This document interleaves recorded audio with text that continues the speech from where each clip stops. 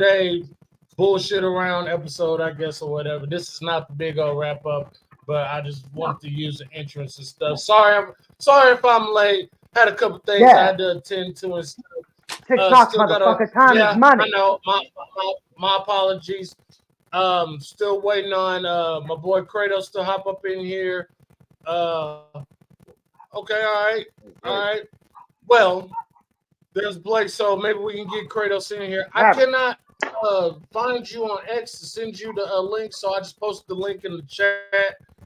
Just hop in, and we can go ahead and get going. Same thing for you, Hologram. If you're listening, man, just click the link. Although I did send it to you in your DMs, though. So, but anyways, we're here. We're gonna watch the ECW 2005 One Night Stand.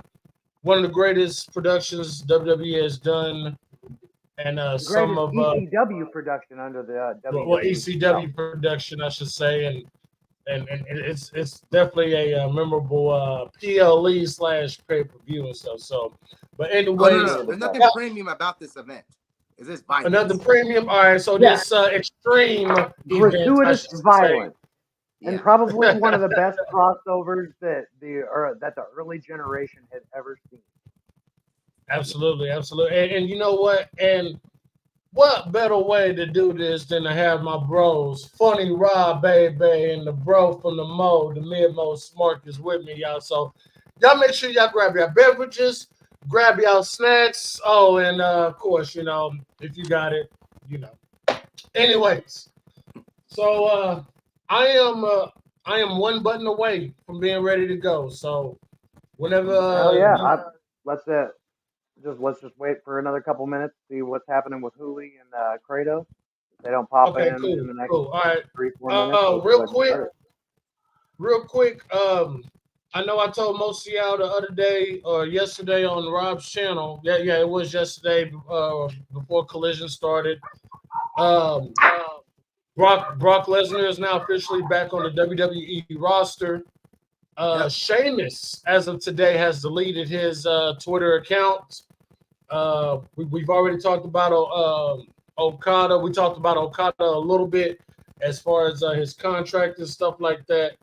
And right now, it looks like AEW Dynasty is looking like it looks like it's going to be the pay-per-view of the year.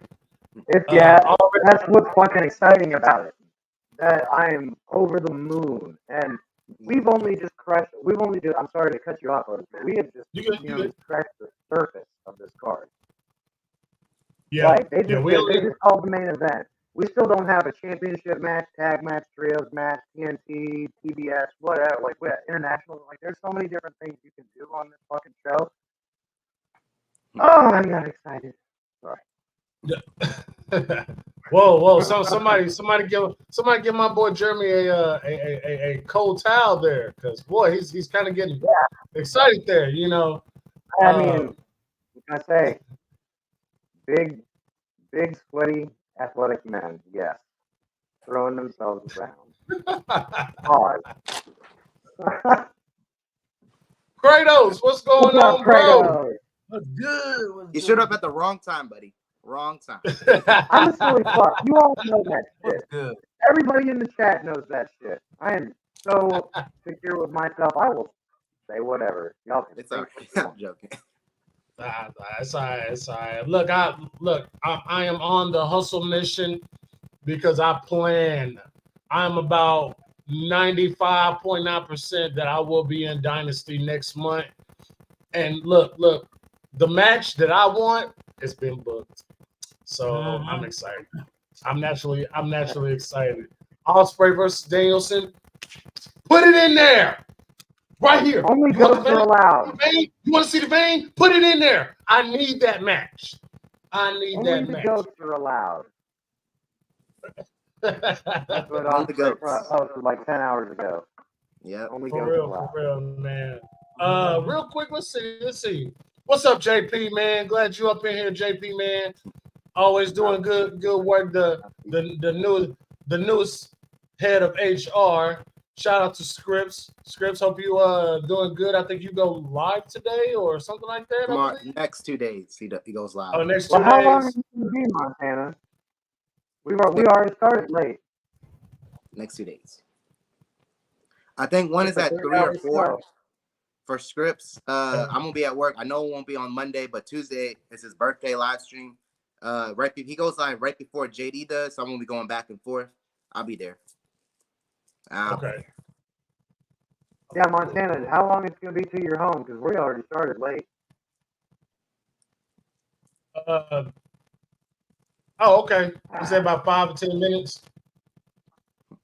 All right. That's 5 to 10 minutes. Well, y'all want to talk about the 2 little news topics? Let's Sheamus catch up on a little bit of news real quick since we're in let's talk about Sheamus deleting his Twitter, man. What y'all think about that? Yeah, what the fuck's up with that? I did. Didn't even know. Don't even follow them. No. Well, from what I hear, this is just some satire, but no, from what I understood, he got too pissed that Edge gave him his retirement match in WWE and didn't retire. Oh, I just thought that because Okada's there now. He's like, oh, Okada's over there? I don't got time for this shit. I'm going over there. Right. There's a lot of things. Okada is kind of the deal breaker for a lot of different cases. Yeah, Sheamus, he might not have 3 years left, 4 years left for him to wait around for Okada to show up. So he's when is Sheamus' contract up? Is it already? When's his contract up? Kick him. Sorry, not a good kick. When's Sheamus' WWE contract up? It's up sometime within the next couple of months. Yeah, I think it's literally like right after WrestleMania. I think it's literally right after.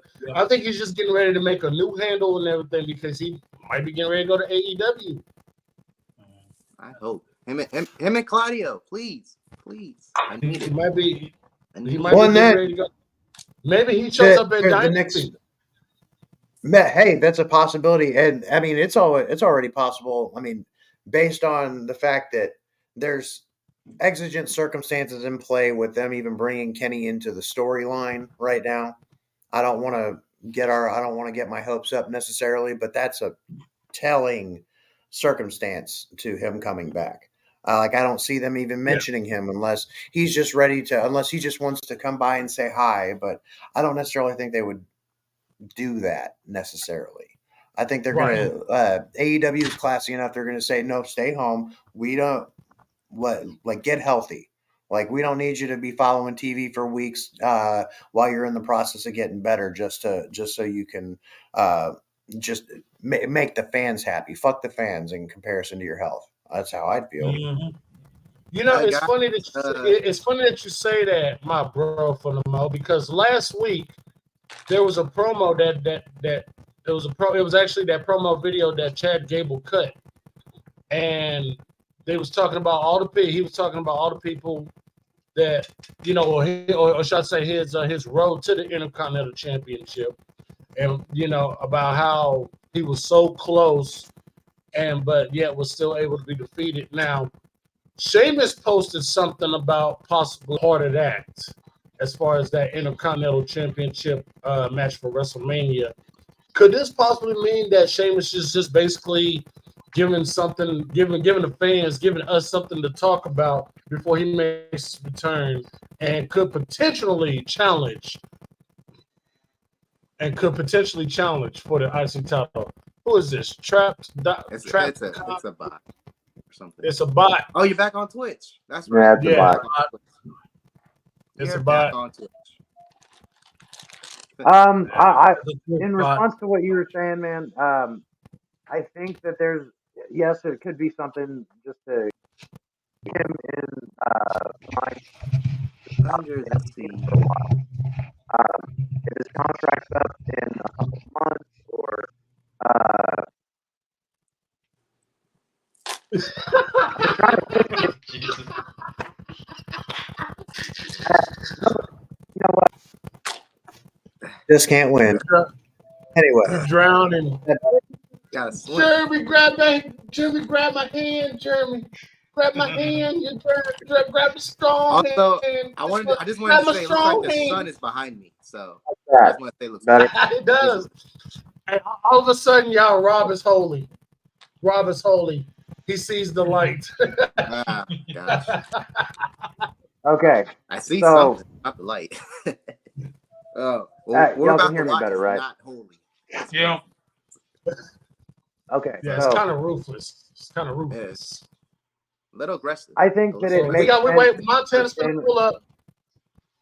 I think it makes sense that Sheamus would want to keep himself relevant in the minds of the fans since he hasn't been around for very long, especially if his contract is up in a few weeks, a couple months, few months, whatever the time frame. There's obviously The last some match kind of Jesse idea. wrestled was with Edge. Yeah, Adam Cole. was Edge? His last match he wrestled was with Adam Copeland last year. Was it? Wait, was it? Yeah, it was. It was on that SmackDown, right? Wow. Mm-hmm. In Toronto. Okay. Well, yeah. Okay. And so based on that, it's very possible that, and it's very likely at this point that if we haven't seen him for this long, he's likely not coming back and has already made the decision long ago. A lot of it could have had to been to do with the situation with Vince. But the whole thing is going to come down to who's going to pay him more.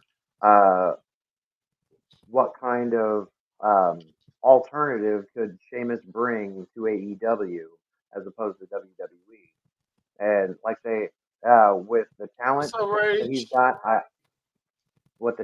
got, I really think it's going to be something worthwhile to see where he goes because I think the AEW fan base is just kind of, where are you going? Yeah. Let's go.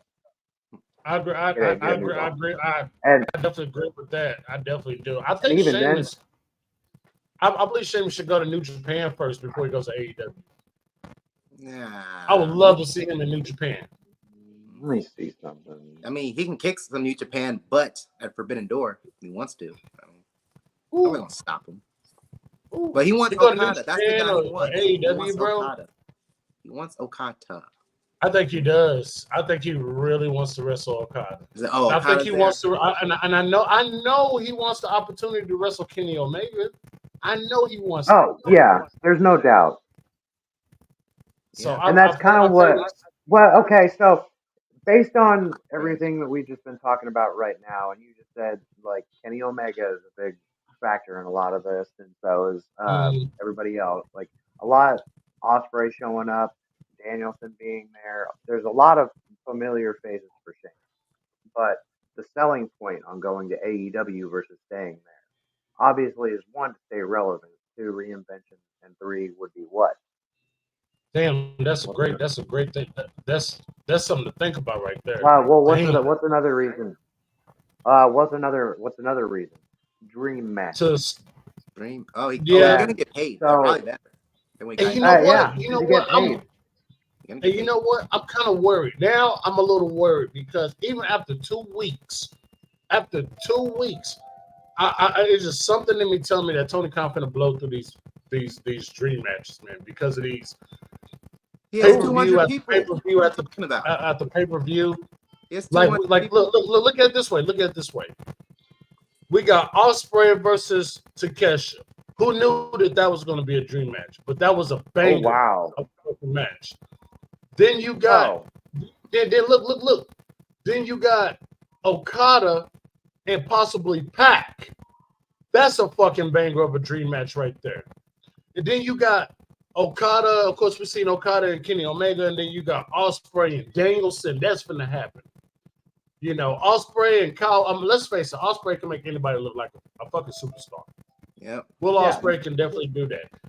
But I don't want Tony Khan because what's up? He can't make Ryback look like a superstar. Let's stop. Well, no. Ryback. Stop it.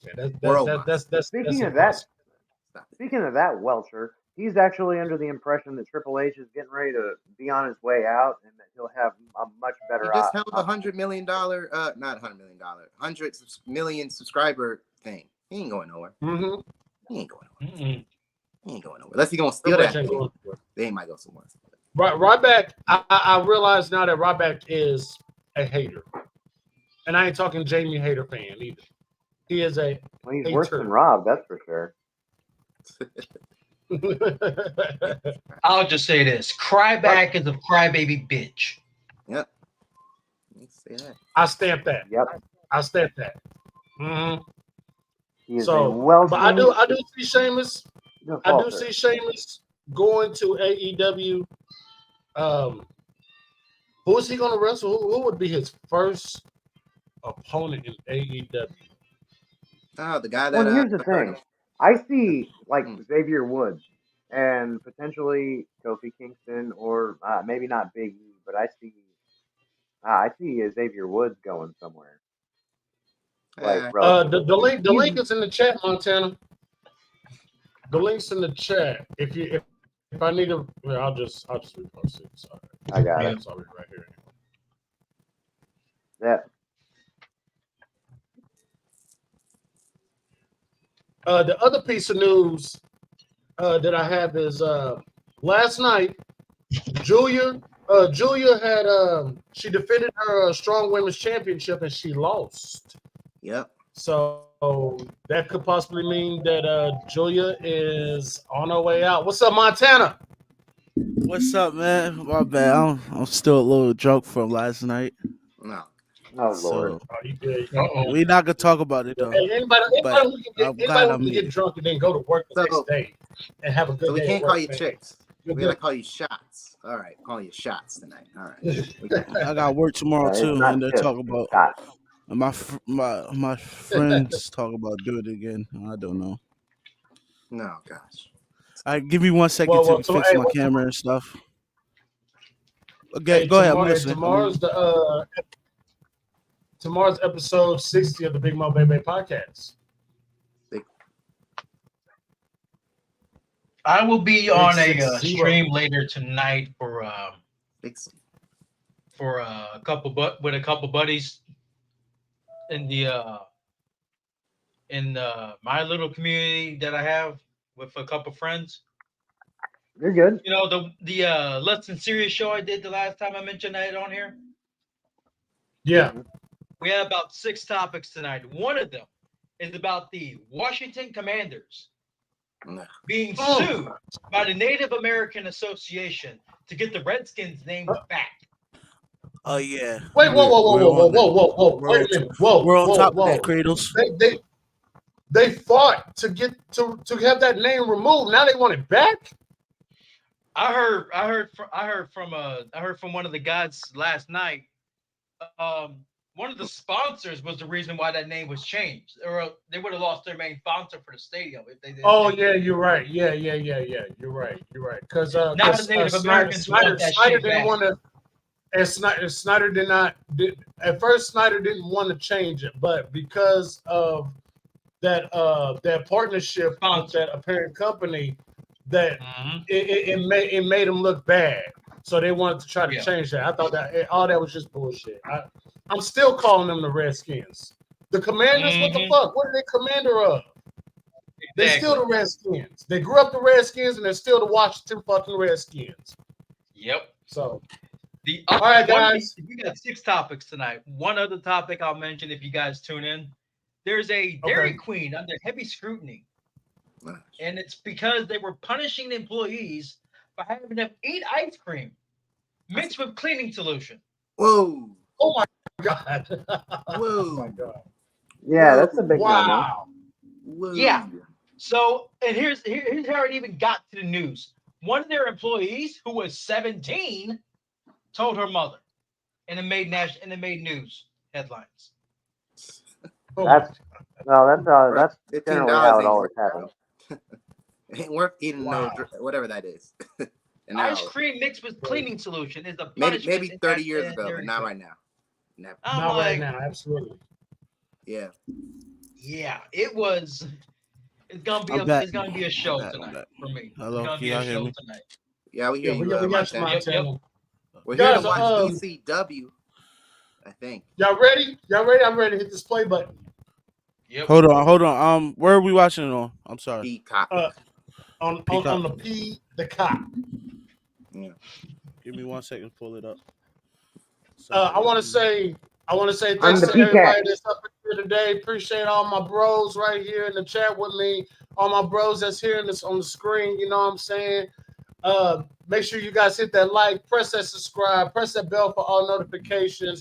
Want to say hello to all my new subscribers.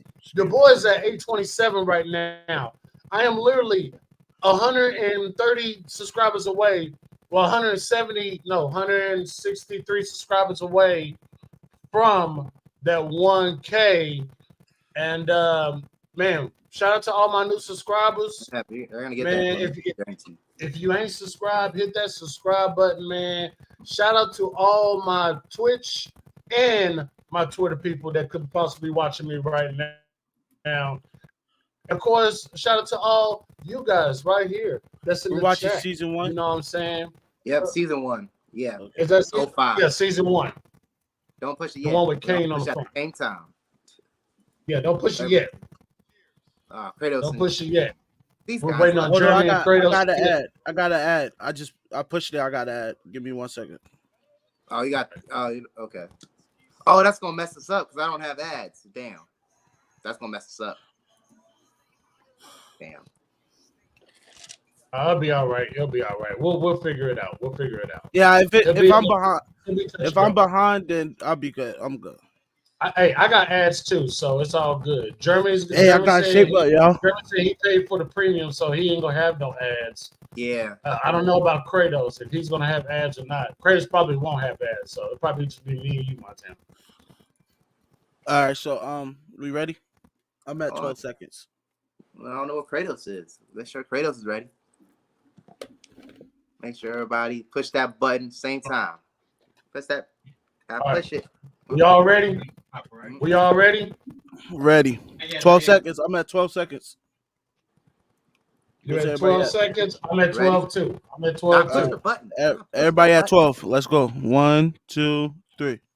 All right, y'all ready? Hold on. Jeremy, you ready, Jeremy? Yep. All right, I'm ready. All right. I'm at 12. 3. We're gonna do the Drew. We're gonna do the Drew McIntyre style. 3, 2, 1. Play. All right, let's get it. Get them lights up. Of course, my ass. This is not gonna be my suitable. ass gets ads immediately. Yeah, I was holding it. explicit Now language, we get adult violence. things, violence. It's gonna get crazy up in here. Oh, look at the camera quality. Terrible. Oh my goodness. Yeah, camera quality is terrible. My camera quality is better, and I'm at 720. DC Dub. Is my camera? Hold on. Nah, it's them, bro. It's them. Oh, here we go. There go Paul Heyman. God damn. When Paul Heyman goes into the Hall of Fame this year, I want this ECW music when he comes out. Ticket Drew was there, right? Wasn't he at this one? Yeah. Okay. Let's see if we can see a young Ticket Drew. Joey Styles. Yeah, Joey Styles.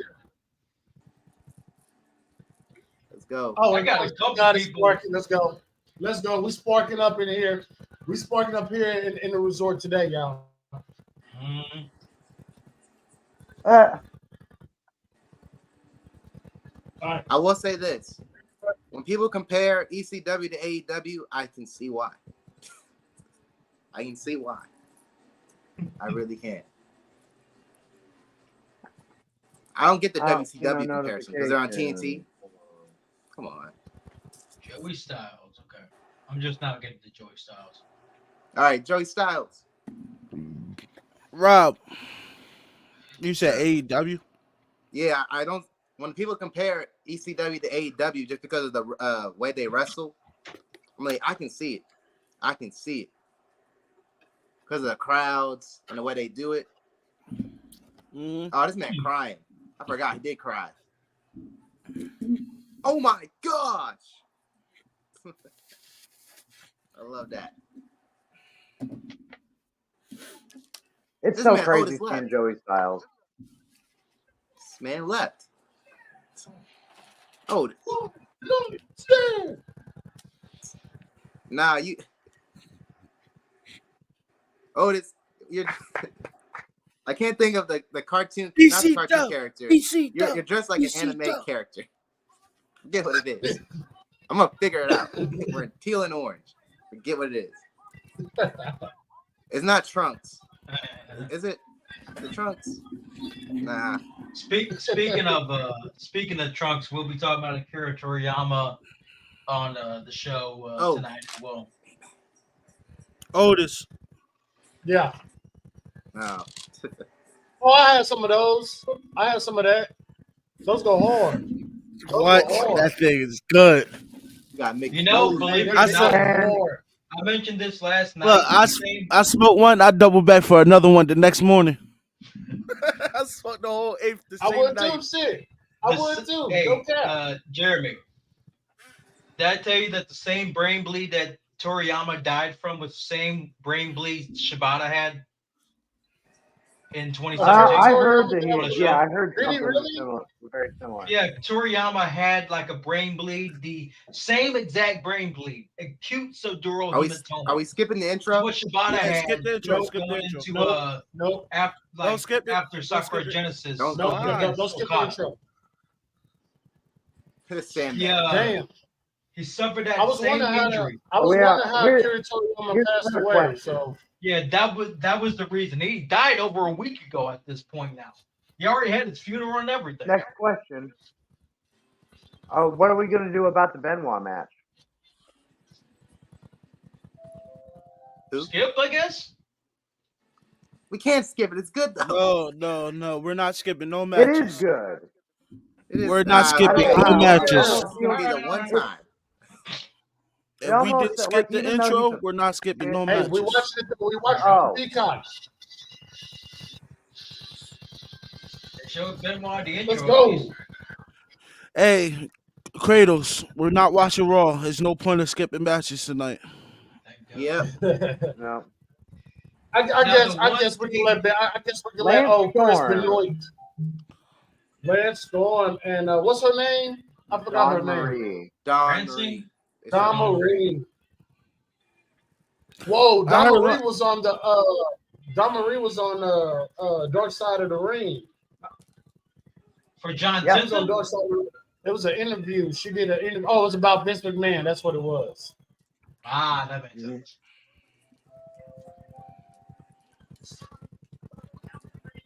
Okay. People like Canadians here. All right. This is a pro Canadian crowd. In Discord. Well, we're watching it on the. I mean, we're just doing like a watch along. We're watching it on the Peacock. Like we normally do. I mean, I wish. Yeah. And someone can screen share it. Was that Shawn Michaels or Lance Storm did that first? Storm. Oh, that was Justin Incredible. He's another ECW. Justin Incredible. Who did it first though? Who did that post first? Probably Shawn. I think Shawn Michaels did. Chris Jericho. Lionheart. Is that Lionheart?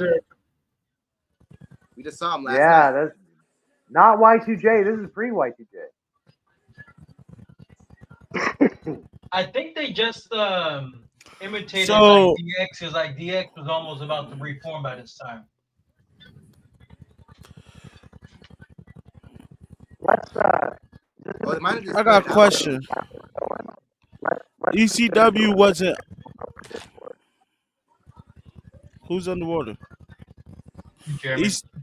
Hey, so this is when ECW was signed to WWE, or was it? First year signed to WWE, but under their own. It was like a one-time deal at the time. One-night deal at the time. And then one night stand happened the following year, and everyone hated it. 2006, yeah.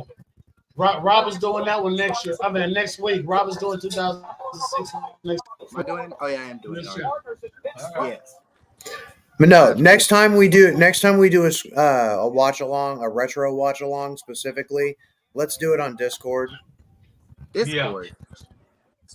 Let's find a way to simulcast it on Discord with someone who. That way, we can at least screen share with people in the stream and still not be able to get caught with like copyright issues. copyright strikes and stuff. Yep. Mm-hmm. All right. Jesus. Throughout the week, we'll work that out. Wait, yeah, we'll find a way to. That's why I said. Guys match. That's why I said if we just don't post it, the video, just have it like if it's streamed. If you wasn't here, you wasn't here. Don't post it after. I feel like. Yep. We'll figure it out on back channels. I actually watched All In on my fiance's brother's dime last year because he paid for it on Fight at the time. So me and my fiance Blake, we used Discord to to get me to watch it. Very good show. I gotta learn how to do that. It's just a screen share button. That's all. Yeah, someone's got to screen share it. Okay, kind of like it is right here. Yeah, but we got to make a community and share the link. That way we could get people in there. Or we could do it. I have a Discord. I actually have a Discord. If you can make me a mod, I can help you set it up to where as though we can make it. Because I know a little bit about Discord. I got you, Montana. Yo, Guardian. What's up, Guardian? What up, C of the IWC? What up, Guardian? Yeah, good to see you, man. If you got a chance, queue up the. We're in the opening stages of ECW One Night Stand 2005 right now. Lance Storm and Chris Jericho, Lionheart Chris Jericho in the ring. Pre-Y2J. Y2J. Gosh. He did have a nice drop kick. I will say that. Lance Storm. Yeah, he did. Really did. Oh, and here she is. What's up, Jen? All right. Look at Jen out there. Look, she's taking her break, and now she got to go back in because she got lives to save. Jen got lives to save, people. You're good. It's You're nice good, to know Jen. that she. You're good. It's nice to see the human inside of her instead of the troll. She's saving lives, people. She's out saving lives right now. As critical as she is about wrestling, Jen is a lovely person. She is out saving lives as we speak. Thank you for what you do, Jen. Thank you. Speaking of saving lives, that's right. Y'all know that wild card game with the Chiefs and Dolphins. Another less than serious topic. Another less than serious topic about that. It involves some of those people that were showing up to the game like either like shirtless, the ones that had hypothermia in the end. They got hypothermia. Yeah. Some of them are now getting limbs amputated because. Oh my God! They were out there for real though. Jesus. It makes me remember how much ups Lance Storm had, man. He jumped straight up to the top fucking turnbuckle. Mm-hmm. What is Lance Storm doing right now? Oh shit! He's doing busted open sometimes, and I think he's on figure four online. Okay. I think I've seen him on Busted Open a few times. Yeah. I know it was in the Chris Candido Dark Side of the Ring episode too. Okay. Ooh, Dragonfly suplex. Nice. Yeah. But that's a move. That's a move I ain't seen. Yeah, we're gonna see a lot of shit we don't really see anymore. He ate that bump. Yes, he did. Oh, nice heel kick by Lance Storm. Up. God style pile driver. Oh, nope. Yep. Cradle pile driver is what they called it. Oh, no. Oh, super kick. Okay.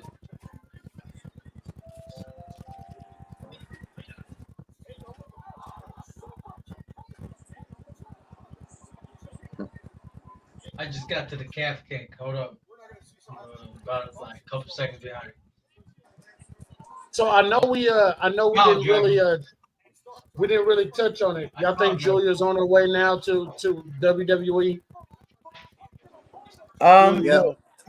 She just lost the New Japan Strong Women's Championship to I think her name was. Wait, it came out last. Didn't it come out like a month ago that she was signed to NXT at this point, Julia? And then like she got all mad because I've heard so many conflicting reports. Yeah. I try not to. Oh, nice single leg crab. Nice roll up into that. Calgary crab. It's very nice. We don't see nothing like that these days. Although everything is more fast paced.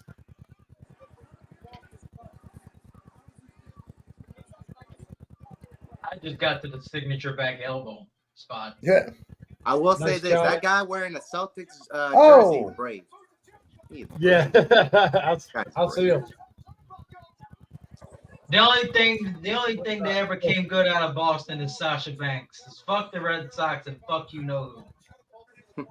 And it's Boston. Wait a minute. Oh, he didn't come out of Boston, but Mello came out of Massachusetts. Oh, lead to the miss. I'm talking in when I say Boston, I'm strictly talking about wrestling in general. Okay, yeah, but Mello. Jason Knight, holy shit. Carmelo Hayes. I know, right? Head in the titties is crazy. Without consent. Roll up. 1, 2. Woo! That was a crazy shot. Yep, Lance. That's it. Wait, Don Marie got motorboated on this show? What? Yeah. Going into the walls.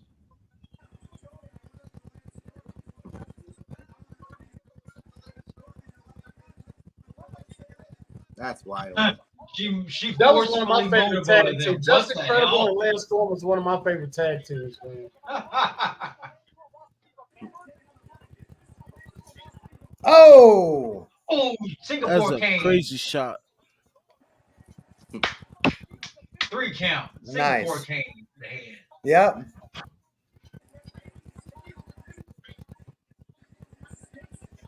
Like, I can't wait until the visual of all of the SmackDown superstars walking down into the walking up into their little balcony spot. Yeah, I cannot wait. Like, that was I want to see that iconic. shoot promo. Having- I want to see that shoot promo. Yeah, that is probably my my all-time favorite Heyman promo, and it's a lot of people's, to be honest. But I mean, there's not much. It was the one time he got to shoot on live on pay-per-view on a WWE. You want to shoot? payroll. Okay, cowboy, let's shoot. That's not this year, is it? Yeah, it was this one. That was this one. I thought that was last Okay, Kevin, you were one. shooting. The only reason you were WWE champion for a year is because Triple H wouldn't work Tuesdays. Word for word. Yeah. Up. Chaos, I bet you with Mick Foley. The impending invasion. Here you go. Anti-ECW Crusaders. I mean, here's the thing. Neither would Shawn Michaels. He wouldn't work Tuesdays at one point. Actually, he wouldn't work Tuesdays ever since he came back to the WWE. Take a wild guess why. Damn it, Guardian. Pitbull Gary Wolf. Wow. What a look. Oh, Shawn wow. Michaels. Yeah, Jason Knight we just saw in this opening match. Bill Alfonso, just incredible. You worked with New Jack, that crazy son of a bitch. Yeah, rest in peace, New Jack. I love rest that. in peace. Sandman was dope. Tommy Dreamer, the Dudleys. My goodness. Rocco Rock. The list. ECW remembers Rocco Rock. What about Johnny Grunge? 1953 to Kennedy, 2002. baby. Gary Wolf? Yeah. Mick Foley, the Eliminators, the Pitbulls, and Chris Candido. They said. Let me know when y'all see the Terry Gordy. Remember ECW. Yeah, I see it right now. I'm on it right now. Pause it right there so everybody can catch up. Oh, Mike. Oh, I'm at Mike Lock. I'm on Crash Hollow. Rock's dead. Okay. I'm at the sheet now. Get to the sheet. Get to the sheet. All right, boom. I'm at the sheet.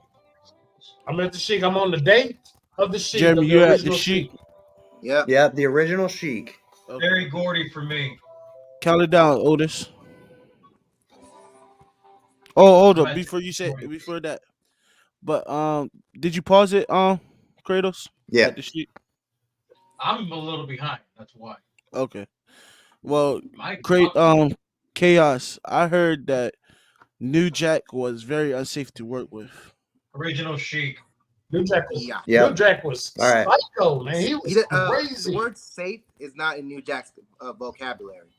Mike, what are you talking about? What are you I can agree with that. All right, go ahead and hit play. That way we're all here we go. 3. Oh, he died too. Oh, y'all want to y'all caught up? It's all good. Yeah, it's all good.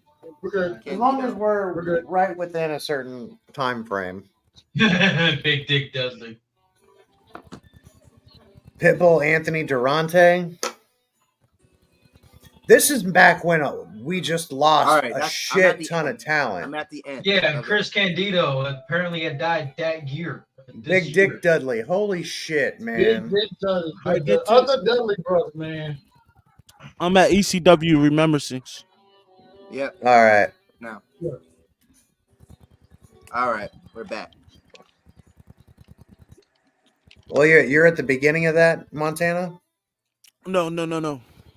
You just finished it the same. Okay. I just finished it too. Yeah, okay, yeah. I'm finished too. Does anyone Mine's just finished. Anyone want to guess like why Shawn Michaels wouldn't work Okay, Chaos. I just seen things online that crazy. He was very unsafe to work with. He didn't care about. You're thinking of Big Grimes mainly. You're probably thinking of Big Grimes, stuff like that. Hey, is that James Mitchell? Yep. Yeah, that is James Mitchell. The Minister, James Mitchell. Rest in peace, Chris Kanyon. That was his. That was one of his best. Who's better than Kanyon? Tajiri. Sinister Minister. And Mike Shipwreck. Yeah. You mean Whipwreck? Woodwreck, yeah. You said Shipwreck. Was this before or after? I want to know, was this show before or after they banned the octopus, the tarantula stretch on the ropes? I'm not sure. I want to say this is before they banned the octopus stretch. No, it was a tarantula stretch on the rope. The octopus stretch is still used. It's basically like an abdominal stretch with your legs trapped, but you have your legs trapped around your opponent as well. The full-blooded Italians, who just so happen to have a black guy in it. Just random black person in the Little Guido. Just random black guy. I thought Guido was very cool too, man. Mm-hmm.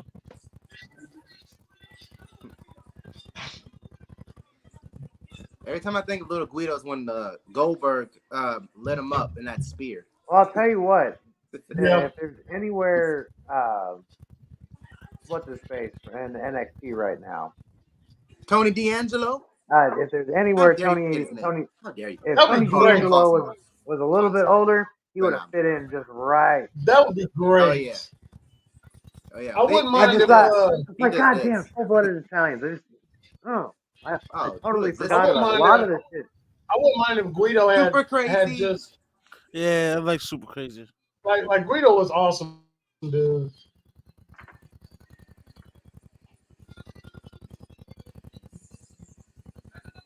What was his tag partner in WWE name? Super Crazy. Which one? Hey, Super Crazy without the mask.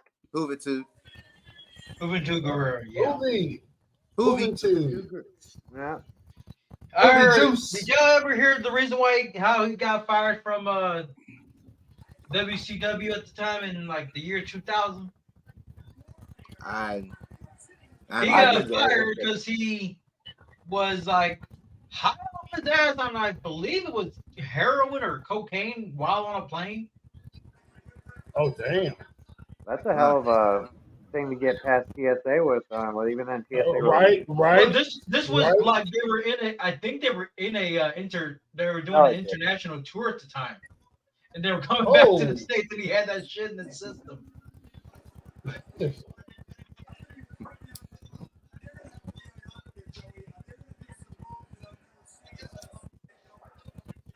Oh. Man. Wait, is Rey Mysterio and Sabu this one or next one? Which one? Is this one, right? I believe it's that. I think it's 2006. I think it's 2006. Yeah. No, it was that was Rey Mysterio and Sabu. That was the following year. Okay. Yeah. That was for the world title, and it was called off by that like that I don't even know what you call that guy that called the match off because both men were. They should do it. They should do it. I think it was with like the reunion. New York Commission. They should supposedly. A member of the all New York matches are contested under Safety Commission. ECW rules. Man, this is so good. Who's swimming? Oh, this guy over here. It's not me today. It's not me today. Get him, Guido! Damn it! Rob! No, Rob! I'm not 18. I can't make that move anymore. I sent him the link. It's in his DMs a couple different times, I would imagine. He said he never got a notification. Oh no. Oh, this man was Darby Allin before Darby Allin. Oh gosh. Dude, I'm sure these guys inspired Darby Allin. The way Darby Allin lives, I wouldn't be surprised if ECW was the only thing Darby Allin watched. Oh yeah. I wouldn't be. Oh my god. Yep, he jumped. And you see this right here. Oh my god. Yeah. This right here is what when Ring of Honor was at Hammerstein several years back, a few years after this. That spot is what absolutely is exactly what inspired Hangman. Stretch. There we go. But you see how they jumped into a pile of people. Darby Allin jumps into like one person and botches it. They botch the catch it. And he bounces off people. Yeah, that's what I'm saying. They don't catch him. That was insane. Oh no, FBI, why? Oh. Super crazy jump. All right, this match is being overbooked. All right. I thought that he worked there. I thought he worked out there. Is in the West Coast, right? Because I don't know him going to the East Coast. I know he went to the West. Yeah. Toward the West before he got signed. He was mostly in Seattle. Oh, the Miz. Oh, yeah. Oh my gosh. Oh. That boy Tajiri. Oh. No. Oh wait, yeah. Little Guido. Nice. Down. Mikey Shipwreck. Boom. Oh, nice top rope stunner. Yep. 1, 2, 3. Little Guido's gone. Super crazy. Nice moonsault.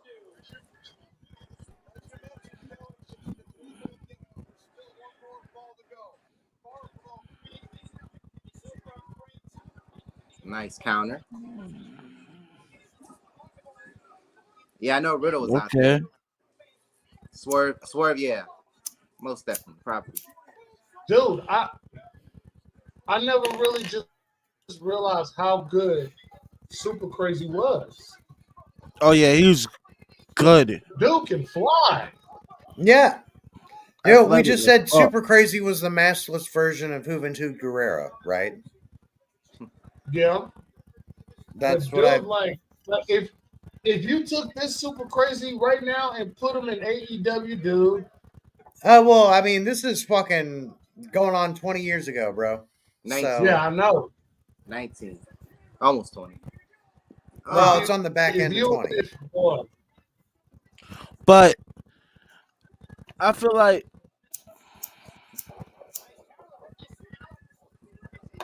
WWE didn't use him to his ability. Nah. No, they didn't. Barely, they didn't use No. him at all. They ain't use No, him at it all. was in WCW. They would primarily. I don't even think he got past. No, he's talking got about Super anywhere. Right? You're talking about Super Crazy. No. Yeah, Yeah, Super Crazy. Like I only ever watched him on ECW He'll be an enhancement and talent. earlier on in WCW. as WCW, Juventud yeah. Guerrera. Then he was riding the he was in the no offense, the Spanish group riding the lawnmowers. What was that? Yeah. The Mexicools or something like that. I didn't want to call them the Mexicools and get it wrong. I'm sorry. Yeah. Yeah, I that think it was the Vince. Mexicools. Yeah. It wasn't the Mexicools.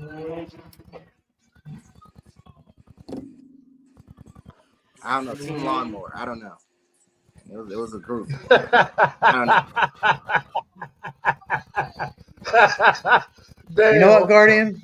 Oh, you know what? Everybody just getting German today. Everybody just getting German today. German keep drowning, making Rob drown. I'm swimming to the surface trying to save Rob, and Rob's trying to save German. And now Guardian's coming in with shots on Germany. At least I'm trying to save someone. This guy's getting. You two ain't gonna save nobody over there. All right. Yeah. We all love the BiggMo Smart. We all love you, Jeremy. You know. All right. I call the ad. I call the ad. You all go from the Mo, damn it. Oh. I'm about to come out the ad right now. Montana Yeah, said, freedom of speech. Freedom of speech. Oh, they hitting. I forgot how crazy they were. I just saw a woman just get knocked out. I'm on an ad. I'm on a commercial right now. I'm on a commercial. I'm going through an ad right now. I was just watching the ECW. I just hope everybody feels like you. Everybody watching ECW right now. Or the best of ECW. All right. Now I'm back. They're going on there now. Oh, no, he's not. I forgot that was Savage. Sandman. Yeah, chaos is causing chaos today. No. Oh yeah. We love everybody here. It's all peace and love, positivity. Sandman, but if you don't like it, talk to chaos. Yeah, 2 tears in a bucket. Yeah.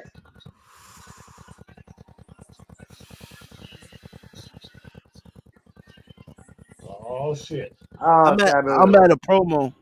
I'm at 30 minutes. You're in 30 minutes. I'm at hold on. I'm give me a second. I'm at 31. I am 30. They had buried him with chairs. 30 minutes. All right, let us catch up real quick. All right, I'm gonna pause it. I'm at 31-31. I'm at 30. Okay. I'm at 30-20.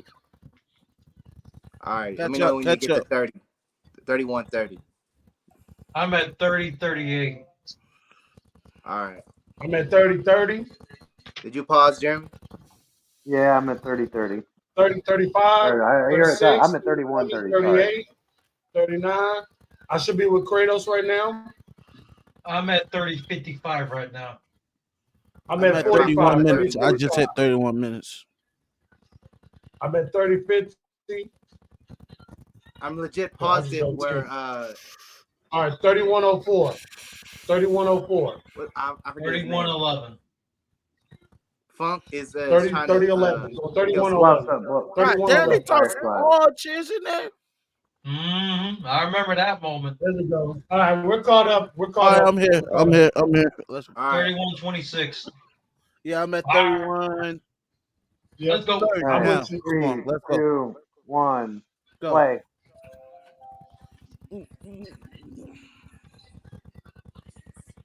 Ah, the branding. Yeah. Luthez. Oh, Ricky God. the Dragon Steamboat. Steamboat. Shane Douglas. Man. Wow. Francine. Oh. Whoa! Oh, no, the Window to the ring head. exploded Back of the head. or collapsed. Oh, God. Oh, this is when they broke the ring. They broke the ring. Yep. They broke the ring. All right, we're back. Yep. Oh my God. Oh, Psychosis. They broke All the right, I'm gonna ring. pause. Do you Yeah, all there's see just too many Psychosis? people in it to hold it.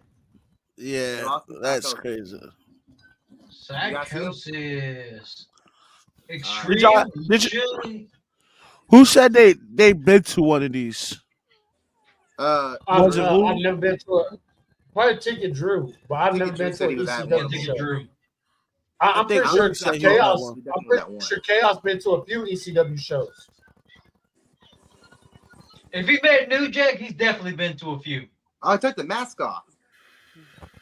Oh, I forgot about that. Yeah. When he got the WWE, they made it. The only one that could wear a mask around that time was Rey Mysterio. That was it. That's it. Oh, there's right. Speaking of Yeah. Mysterio, Throwback to their 95 match. that theme song, my goodness. Mysterio. Yeah, they actually, believe it or not, these guys had a match before they joined WCW and ECW. This is before all the injuries. Yeah. Yeah. All the knee injuries he suffered over the years.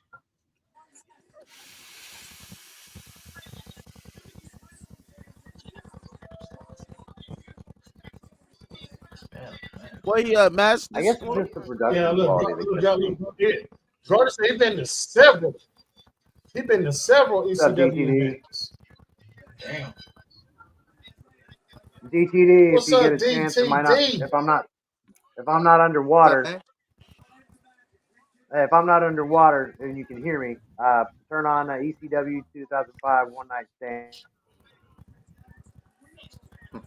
Yeah, we're watching it right this now. match is incredible. Yeah, we're 31 minutes in, brother. 34. Sorry.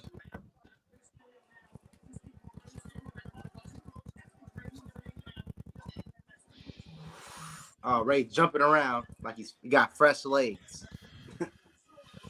Jumping around. Oh, nice shot. Oh, sweet.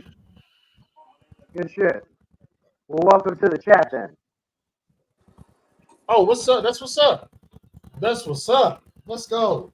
Nice. Oh, Oh, I forget who it was. Somebody yesterday before I went live, I put up the post. They said they were the first person in the live stream early, and they in the chat they said it made their day when they saw the picture I made for the thumbnail last night. I said, "Oh, that was a cool thumbnail." Yep. Hey, Rob, you was sick Friday? Yeah, that's why I didn't go live Friday. I had no voice. Yeah, bro. you sound much better today, bro. You sound much better today, bro. I've been taking my medicine. Past 2 days, I feel much better. I don't know. Bro, I was done. I don't know if you see me. I was in your chat last night. I just popped in. I was. Yeah, you were there. Yeah. I think I said, "What's up, Montana?" or Chips or whatever I called you. My brother's birthday was Thursday, so Friday I wasn't be able to make it anyway. So I'm glad that not glad you were sick, but glad we did stream. Yeah. So it wasn't. Future was mad. Yeah. He had a lot to say. Lung blower. Oh, sorry, Future, if you in the chat. That was his night.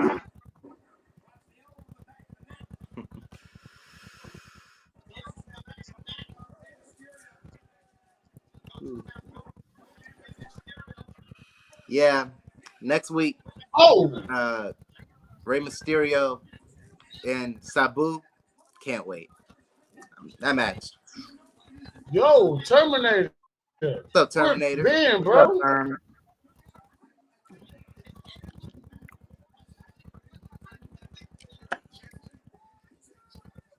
Oh, nice move by Mysterio.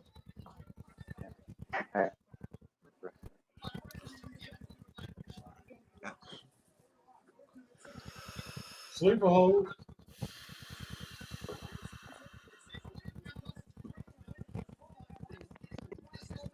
Oh God, no.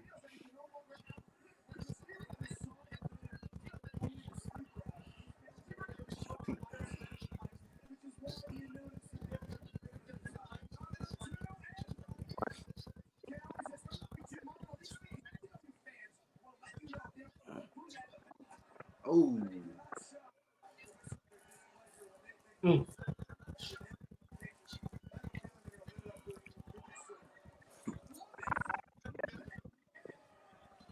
No, he just throwing Ray around.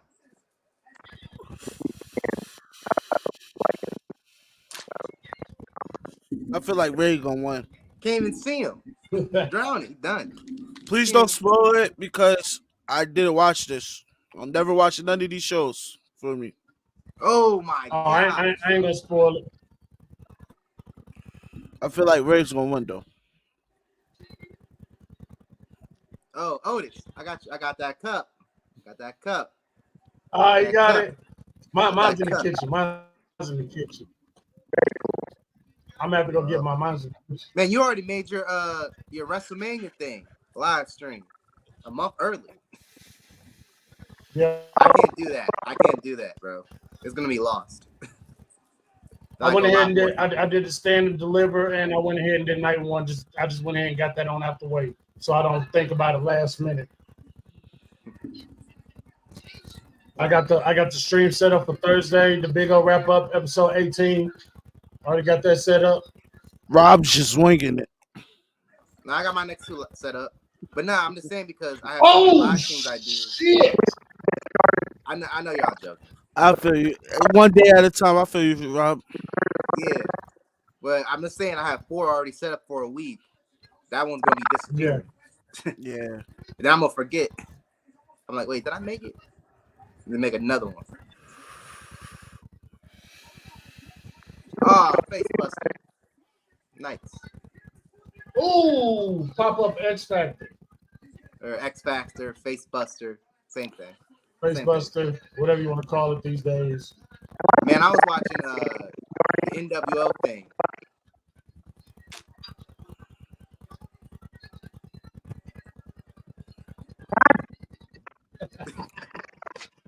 What? Oh my God! Oh, wait! What? Oh, what did he just say? What? He's drowning. No, the commentator. He said all the fans is 12 under gets to take home a wrestler after they landed in the lap. Oh shit! What? That's Joey Styles, bro. That's Joey Styles. Yeah, that's just a Joey Styles. Nah, that's crazy. Yeah, 619.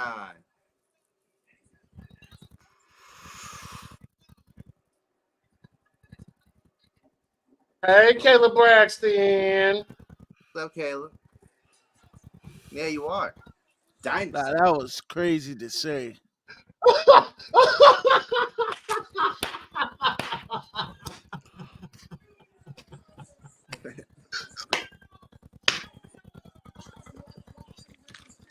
I didn't even know they had swimming emojis. Oh yeah. No. I want to see this. You better unmute your microphone and get in the conversation. Unmute your microphone and get in the conversation. No, unmute your damn microphone and get in the conversation.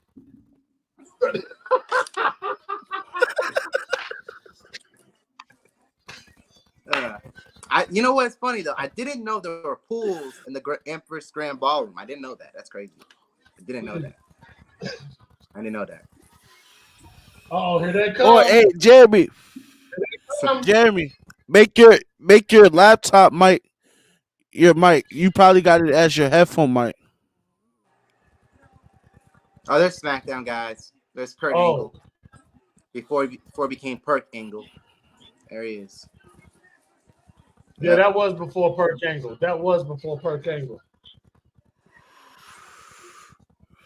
Kane Bischoff. Look at JBL. JBL with his ticket. All these. Look at these. Oh, that's are they SmackDown guys or are they security? Well, because they look like. So why is Rainbow still there if he's on SmackDown? All right, that's Orlando Jones, Orlando Jordan, whatever his name is. Orlando Jordan. Yep. Jeremy, Jerry. It's not that serious, Jerry. There we go. That's more accurate of where Jeremy's at right now. That's accurate. That's accurate.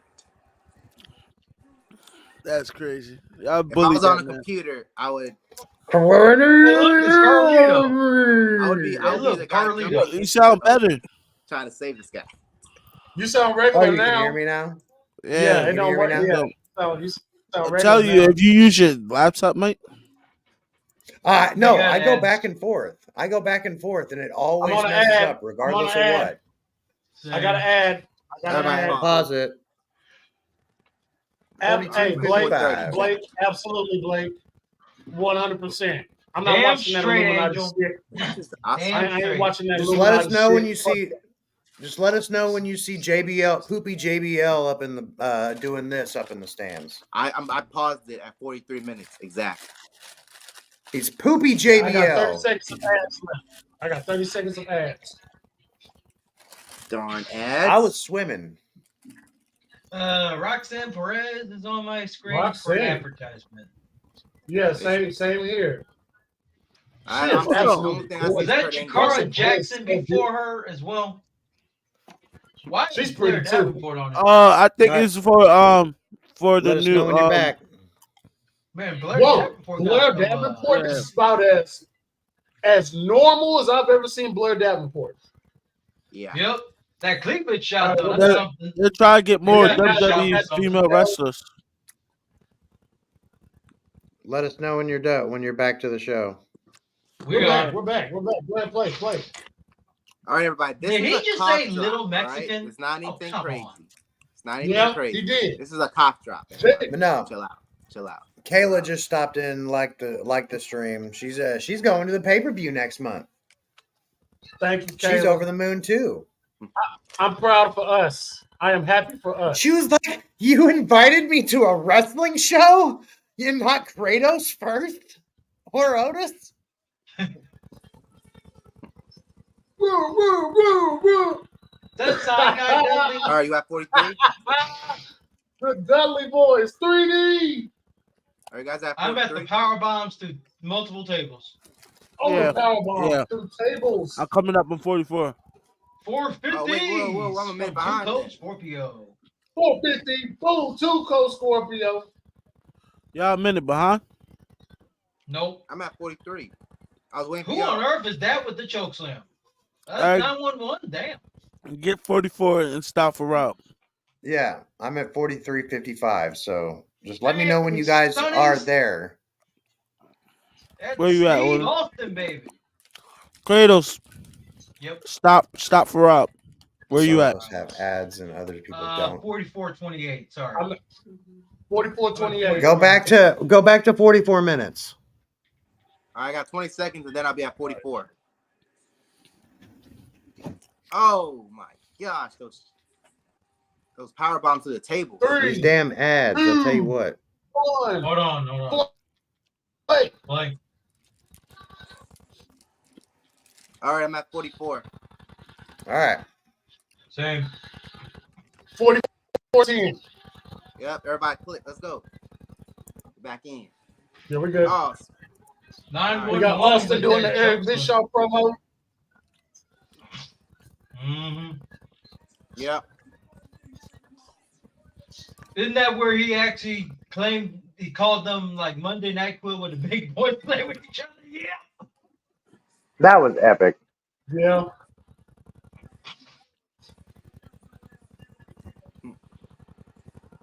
That's the way I deal with people. Austin was ECW. Yeah. After he left WCW.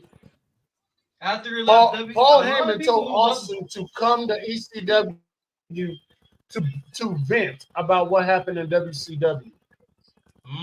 When he was still and that ain't do nothing, but that ain't do nothing because Jim Ross to tell Mr. McMahon you need to get this guy, and now we got Mr. Austin 316 says I just whooped your ass. Oh God, that's Sabu. Oh damn! Damn!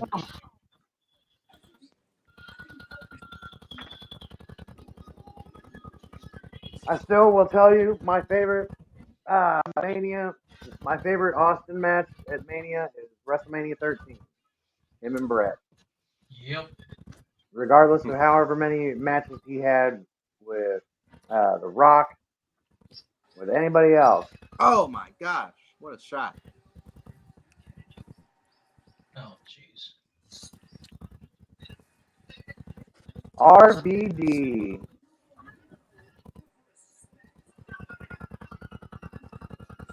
Oh man. Excuse me.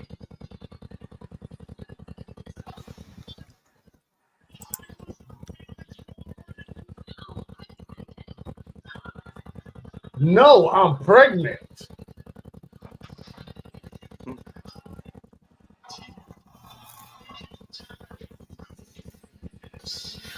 Okay.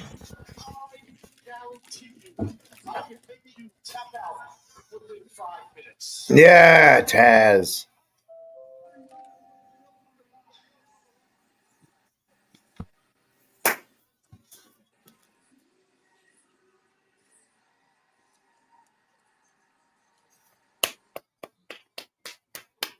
Two minutes.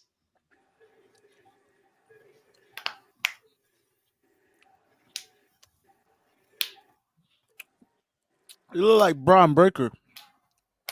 That's there was a way about him when he was young. Yeah. I mean, Cena is right about one thing. Solo Sikoa is a wannabe Taz. You sure Braun Breaker is not his father? Yep.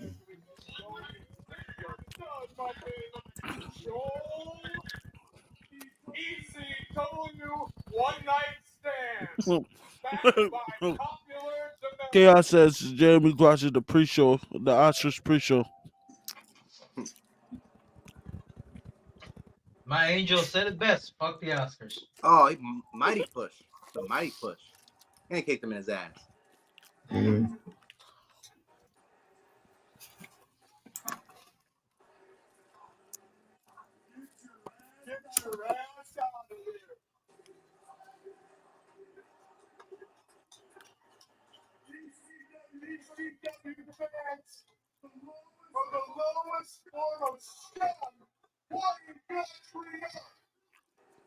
Yeah, you get drafted by the brand. Right?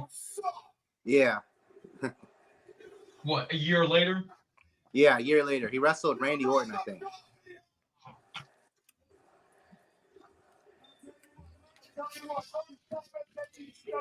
Your mother taught me how. Wow, young Carlito. Man, he was scrawny. Carlito in this time. He was very scrawny compared to now.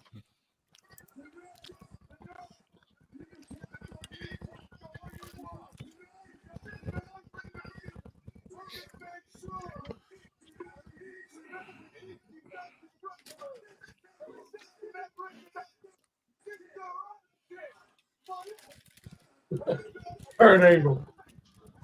Kurt fucking Angle, man. I liked Perk Angle a little better. Yeah. This This guy in that stupid cap, JBL, the cowboy hat. Asshole. Fun fact: y'all ever knew that fucking LA Knight was once managed by Paul Bearer in his indie days years ago? Yeah, I do remember that. But there's also something. If anybody remembers LA Knight being on GTS Wrestling, he had a very, very inappropriate wrestling name. I'm gonna have to find out what it was again because that was talking about with Grim. Yeah.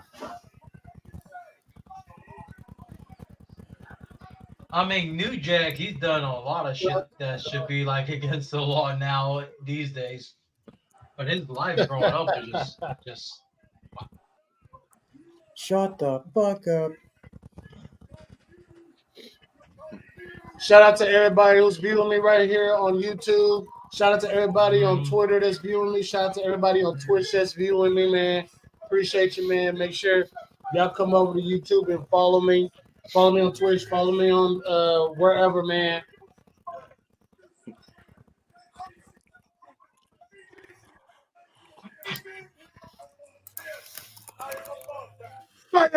Oh, wrestling God.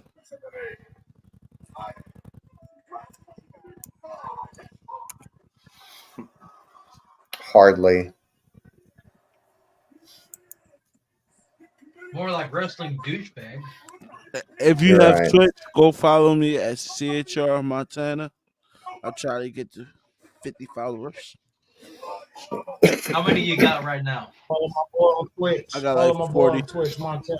45.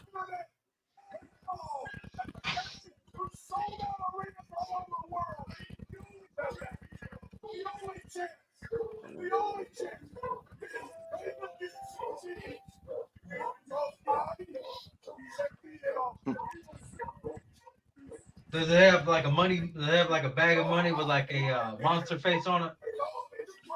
Say it one time. Bag of money with a monster face on it as the profile picture? Yeah. Yes, sir. Just followed it. Thank you. Here we go. Yes.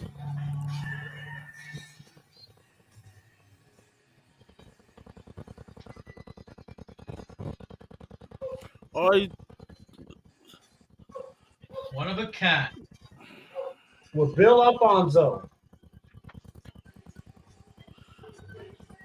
The true heart and soul of ECW. The true heart and soul. Rob Van Dam. Yep. That's medical stuff. They cut his mic off.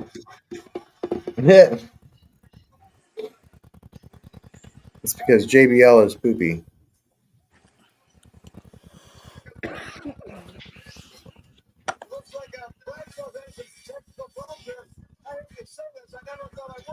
And the mic.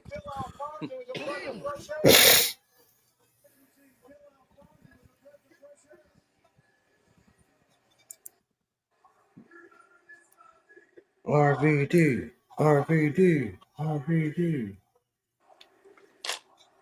Mm-mm.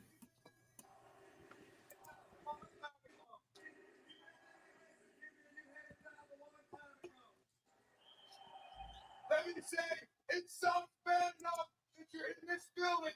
Nothing else in front. You got absolutely nothing to do with. Shut you off. This has nothing to do with you. One of the big pay-per-views all year. And it's exactly because these people, just like are sick and tired of having to have you and your likeness shoved down their throat every time they want to watch wrestling.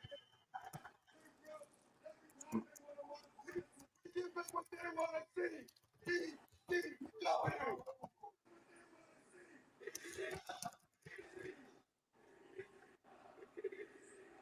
Yep. suck. The office might be blind to it, but these people are going to let you know. That's right. I don't have any creative geniuses write my script tonight, folks. I'm going to be shooting from the heart. And I'm going to take you back to a time before RBD's vocabulary was limited to whatever and cool. Remember that boundary? Remember when RBD had the pamphlet? When I had a voice?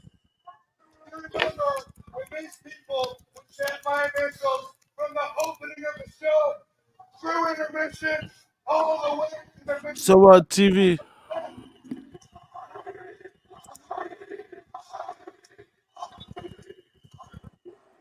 Talking about the pressure, no sweat. I didn't sweat it. You know why?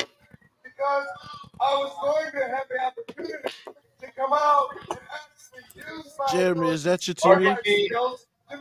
RVD was absolutely the whole heart and soul of ECW. It might have been. Yeah, thank you. Bueller. It's just like I have two RVDs. That's all that matters. You know what? The whole fucking show. They lasted a while. I can't say how long. It was back into the 90s before it got really, really, really popular. But it lasted until what, 2010? So it probably lasted a good 20 years. Yeah, Gordon said about less than 10. And that was after it fell under the WWE umbrella. Yeah.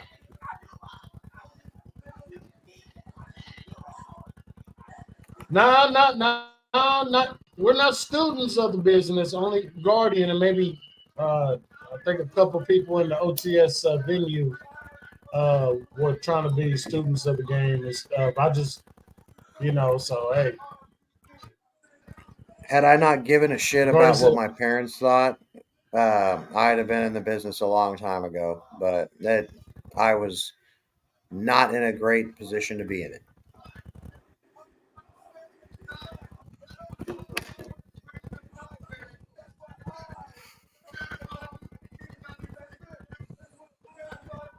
What do you mean? Settling. Settling?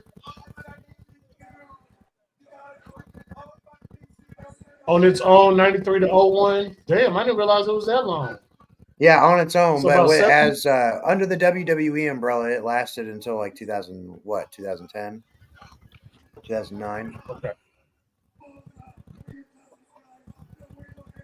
Okay.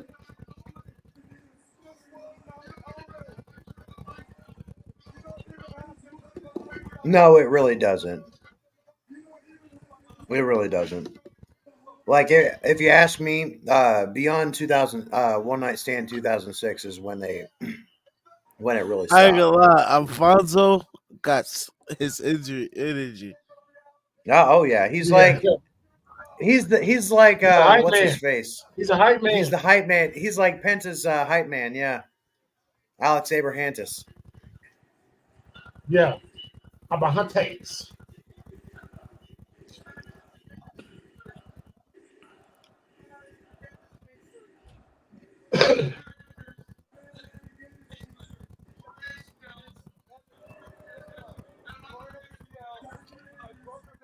He looks like a young, annoying Don Callis.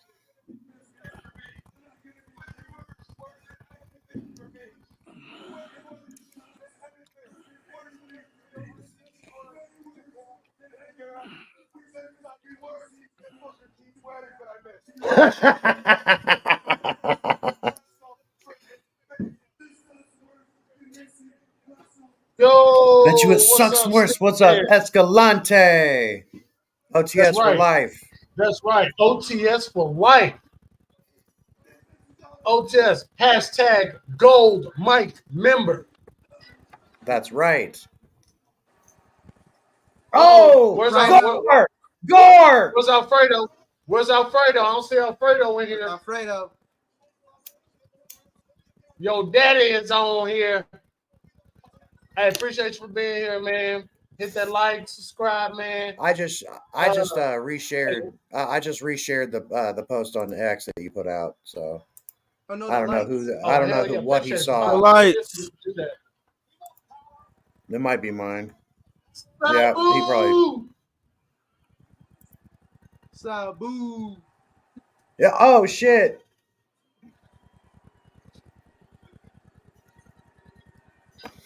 We got a match. Jesus Christ. Oh.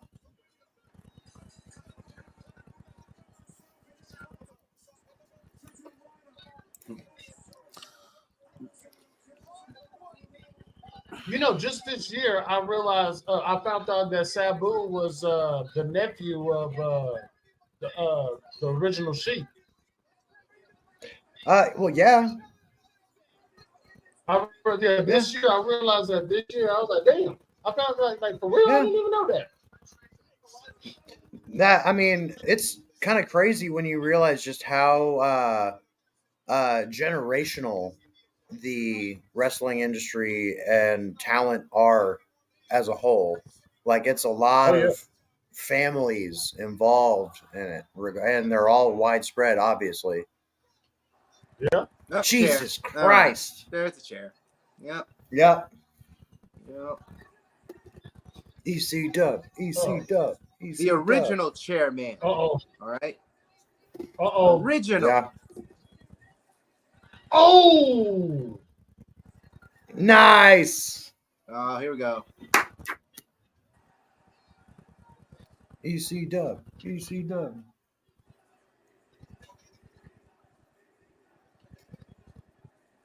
Back when unprotected chair shots were not as scrutinized.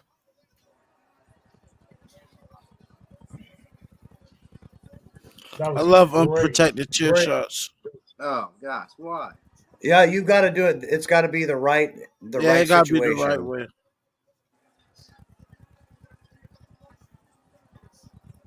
It's got to be not only be the right situation, but the right competitors against each other. Like Kenny and Ospreay, perfect pair to be doing that kind of stuff. Tiger Driver 91. Oh hell yeah, hell yes. 95. Now you just got to know how to deliver it. Well, but I mean, there's a lot of people who. It does depend on your dance partner too. You're not gonna try to do a Tyler Driver to somebody like a Keith Lee or a Luchasaurus. Well, and even then, it's experience in the ring. Like, say you may be able to pull it off, but just the doing it at the rate and pace that everybody else is. Like trying to keep up with a Kenny Omega or a Will Ospreay, doing that kind of shit, doing that fucking suicide brainbuster off the top rope. Like, Jesus Christ, that was fucking insane. Yeah, woo! Even then, like I'm still referring back to the Kenny Ospreay match at Wrestle Kingdom last year. Like that was insane. Yeah. That was my match of the year. I don't care what, like anything. I like the first one more than the others. Yeah, I watched it last night, Jen. I watched that whole thing, that whole 50-minute show. I did not. I gotta watch that. I gotta watch that as well. It's good. I'm waiting on the one about Buff Bagwell. I'm waiting on Buff Bagwell. That Buff Bagwell one's gonna be a banger. Yeah. Especially if they bring up like the whole neck injury that he brought up on Reliving the War. Whoa! Yeah. He mentioned that he shouldn't have been able to wrestle again after he had that injury. He went to 3 different doctors, told him he wasn't able to wrestle again. JP, me and you are on the same. Me and you are on the same page, JP. This is my favorite. I don't care. I enjoyed the others, but this is my favorite. Yeah, this I just drunk a wine cooler. That drunkenness just came back and hit me. Well, I mean, the one way to avoid the hangover is to keep drinking. Mm-hmm. Oh, gosh. Oh, drop toe hold into the chair. Classic Raven spot. I'm one of the few who enjoys bleeding every week. I mean, if he's gonna bleed every week, I want to see some integrated storyline involved. Not necessarily like I'm gonna bleed every week, but I want a good I wonder if that's match to where it's likely he's Jesus. Hey, like that spot with the fucking chair. With, hey, Dr. Evil.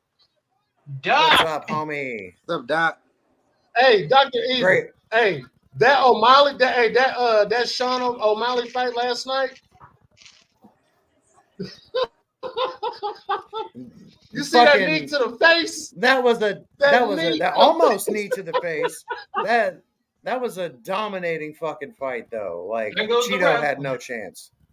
There goes the ref. No chance at all. Oh, no chance. Oh, chair to the face. RVD. No. Yeah, it was kind of weird. It was kind of weird, DG. Not gonna lie. Yeah. Yeah. I did not see Poirier pulling that out though. Like say, I had a second round knockout prediction for Saint Denis, but okay. So he took off the brace. Is he still hurt at this point? Yeah, okay. I think Rhino took it off. Anyway. I know he was. No, Rhino ripped it off. Okay. All right. Okay. Yeah, he is still selling to me. Damn. Okay. Bill Alfonso bringing to the table now.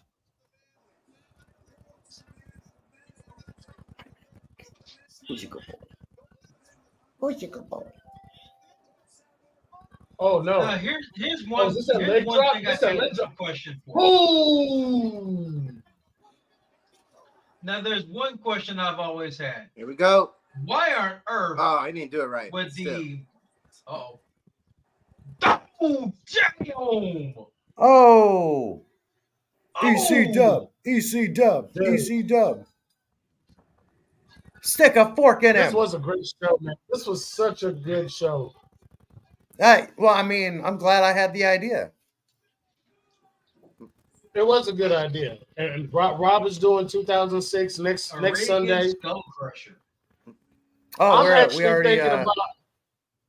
We actually continue. We're going to continue with the shows. Okay.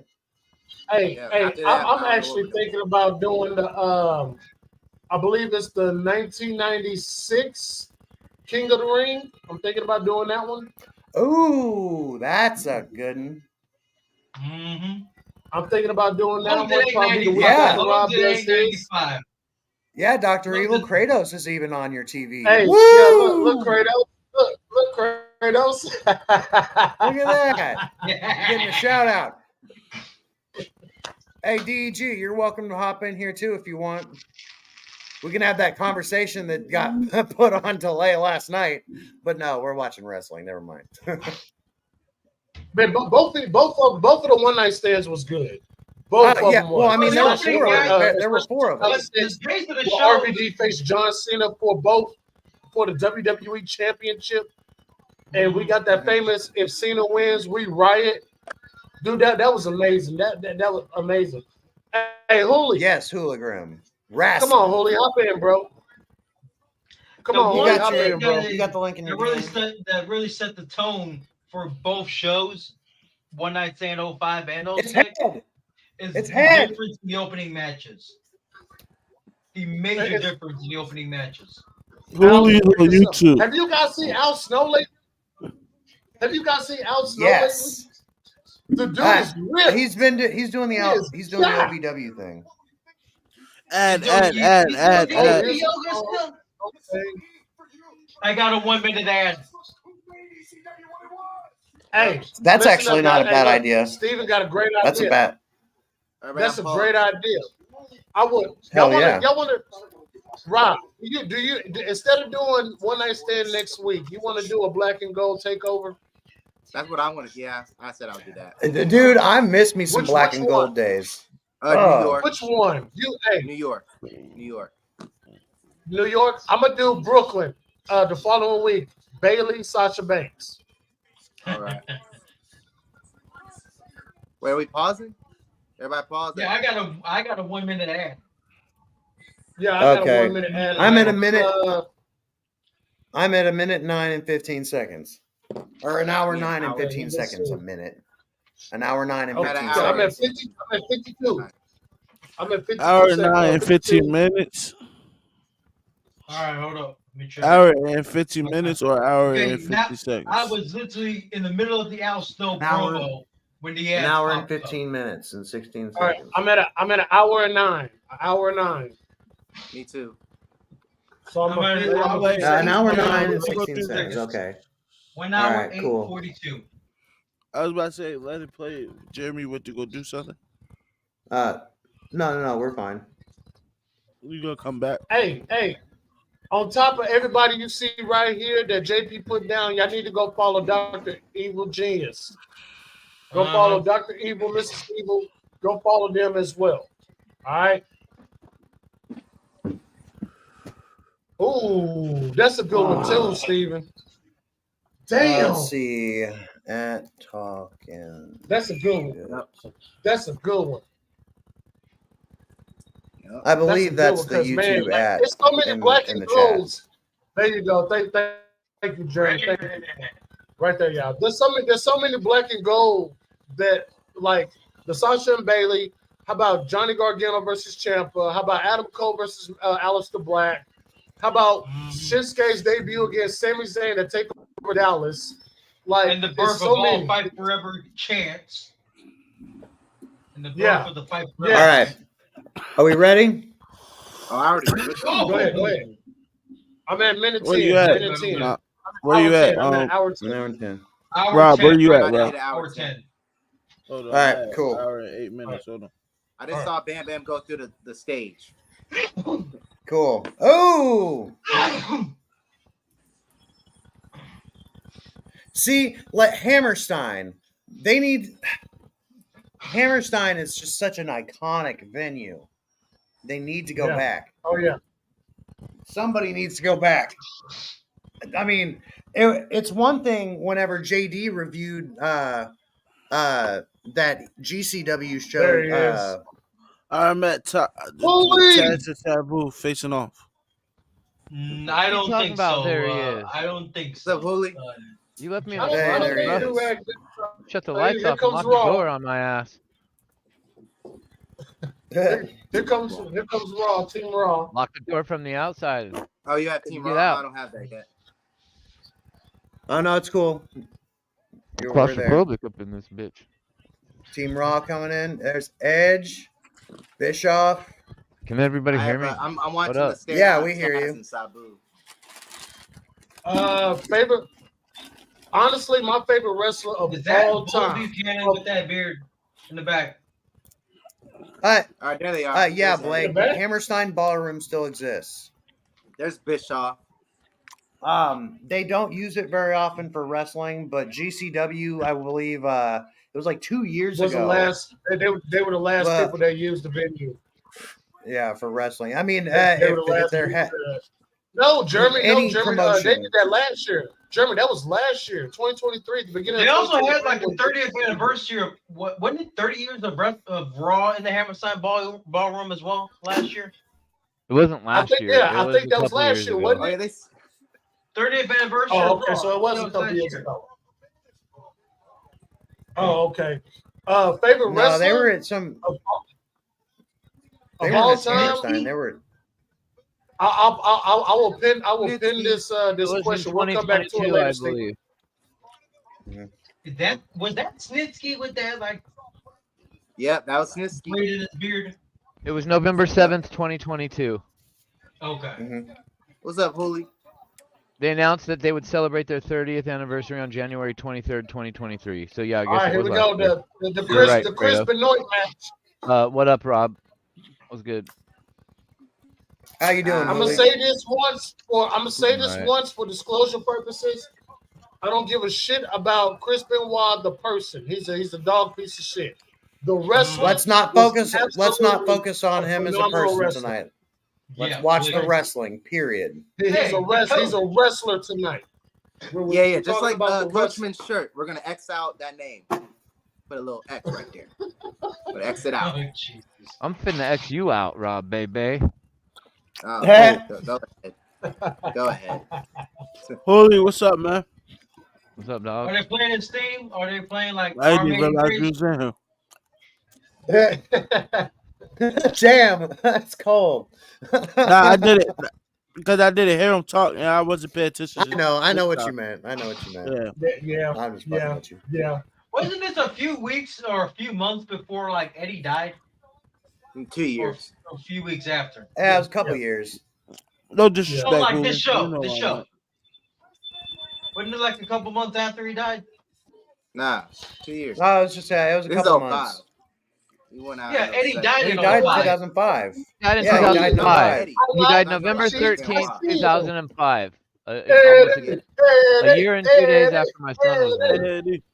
November Good 13th, Lord, 2005. man. This was like It's good to look at this man on This TV, was, Eddie Guerrero, man.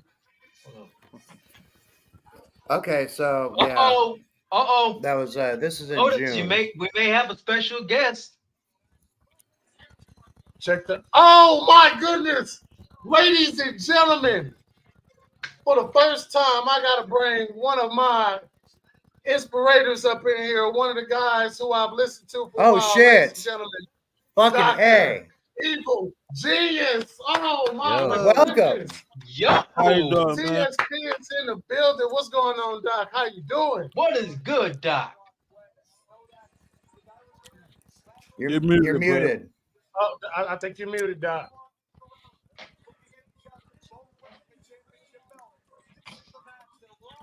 That's what 7 people in here looks like. Okay. Mm-hmm. Yeah, that's what it looks like.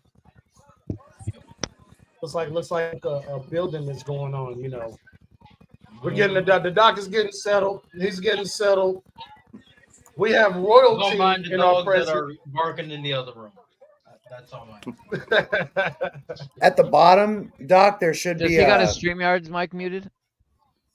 That's what I'm asking. That's what I'm trying to figure out. At the Yeah. bottom of your main screen, there's a bunch of options. But then go to settings, and there's audio on the second tab. Yeah, it says that he's muted. He'll get it. He'll get it. Tell him to switch over to a StreamYard Definitely blessed. screen and not his Definitely YouTube. blessed to have Doc in here. It's all good, man. Work your stuff It's okay, out. Doc. It's all good. He's We are here. blessed to have you on our Like wavelengths. That's good.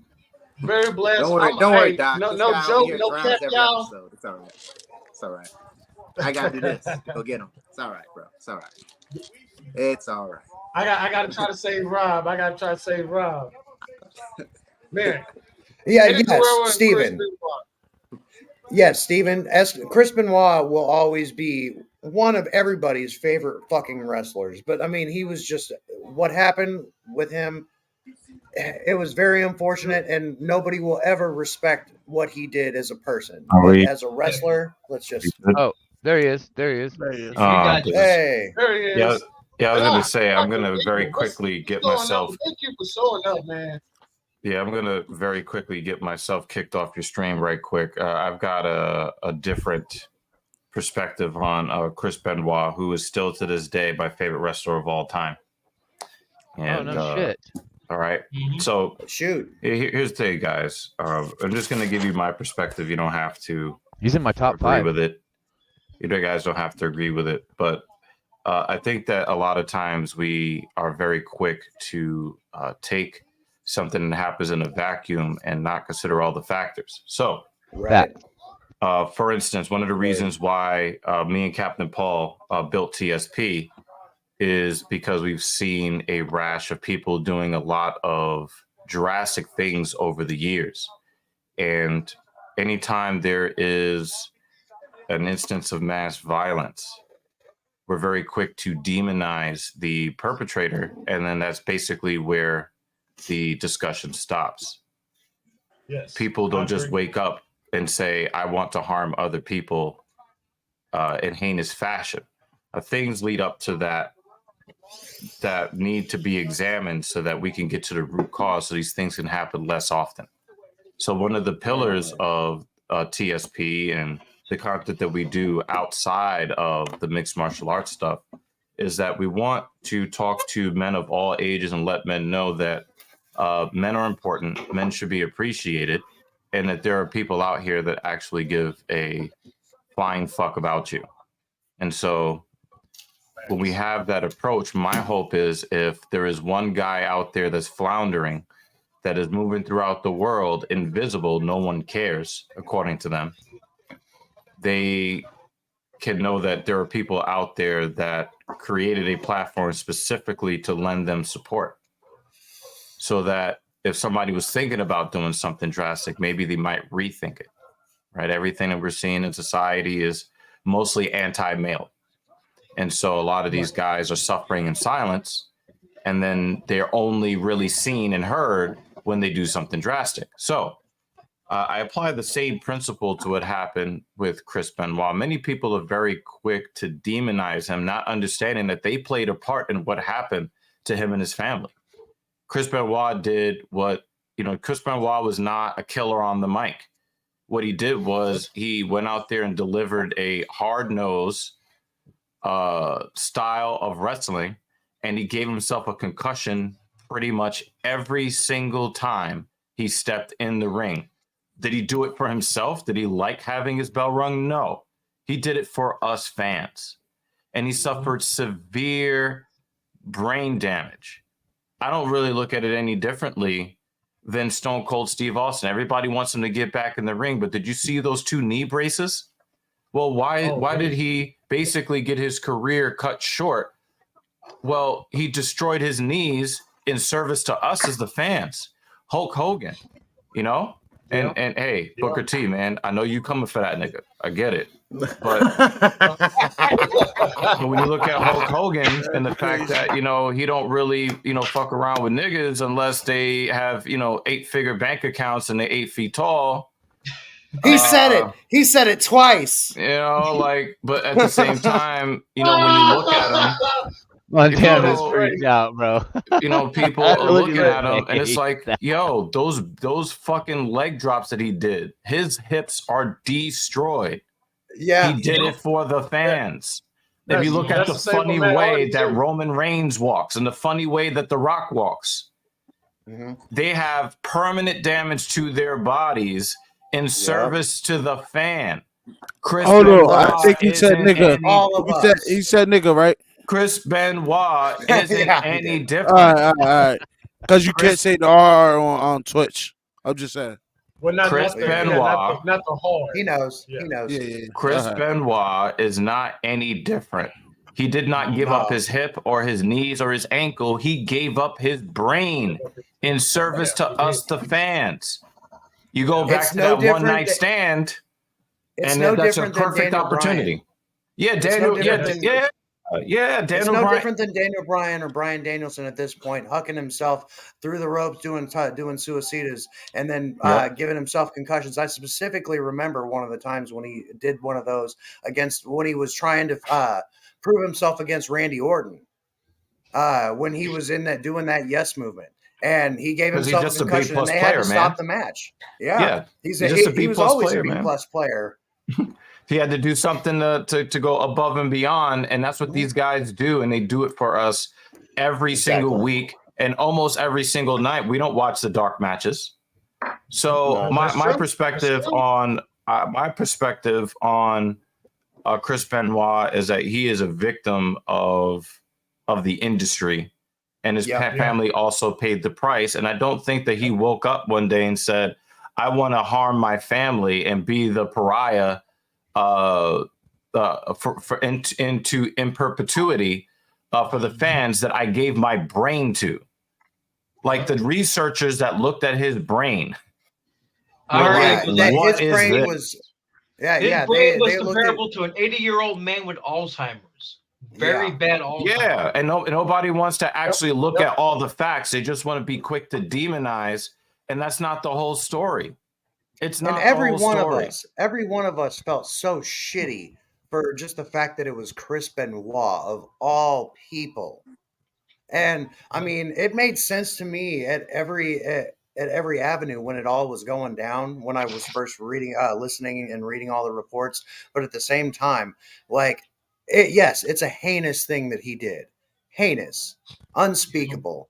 But the fact that it's a product of being in the wrestling business for so long and looking to please your fan base. And let's not forget that Vince McMahon before years ago, he faced a lot of scrutiny for not only the performance enhancing drugs, but the CTE stuff going on, people getting concussions and not being able to perform anymore and having life altering instances with this. I'm definitely getting timed out. Pile I'm definitely getting timed out by Chaos the next time we're at JD's stream. He ain't trying to hear me. But again, a murderer is somebody with the desire to kill other people. And I don't think that he had that desire. His brain went haywire. And that's my perspective. But my thing is this.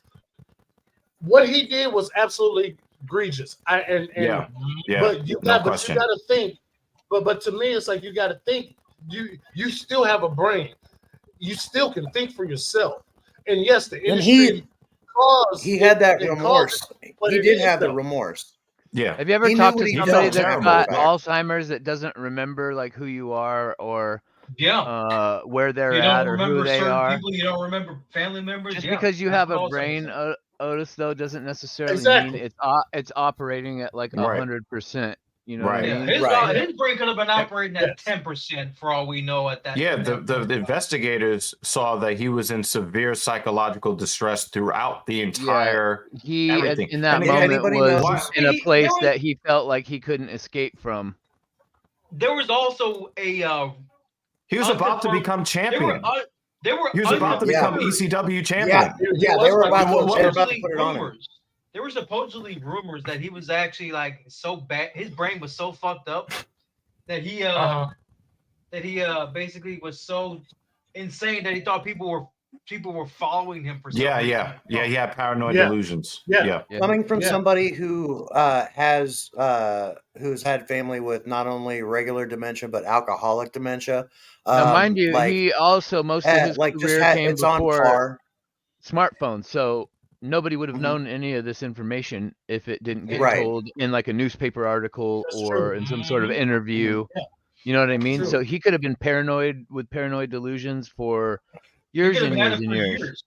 Yeah. But there was also those text messages between him and Nancy that came out in the years later that were basically them arguing over like what Nancy said about the wellness policy being a joke at the time.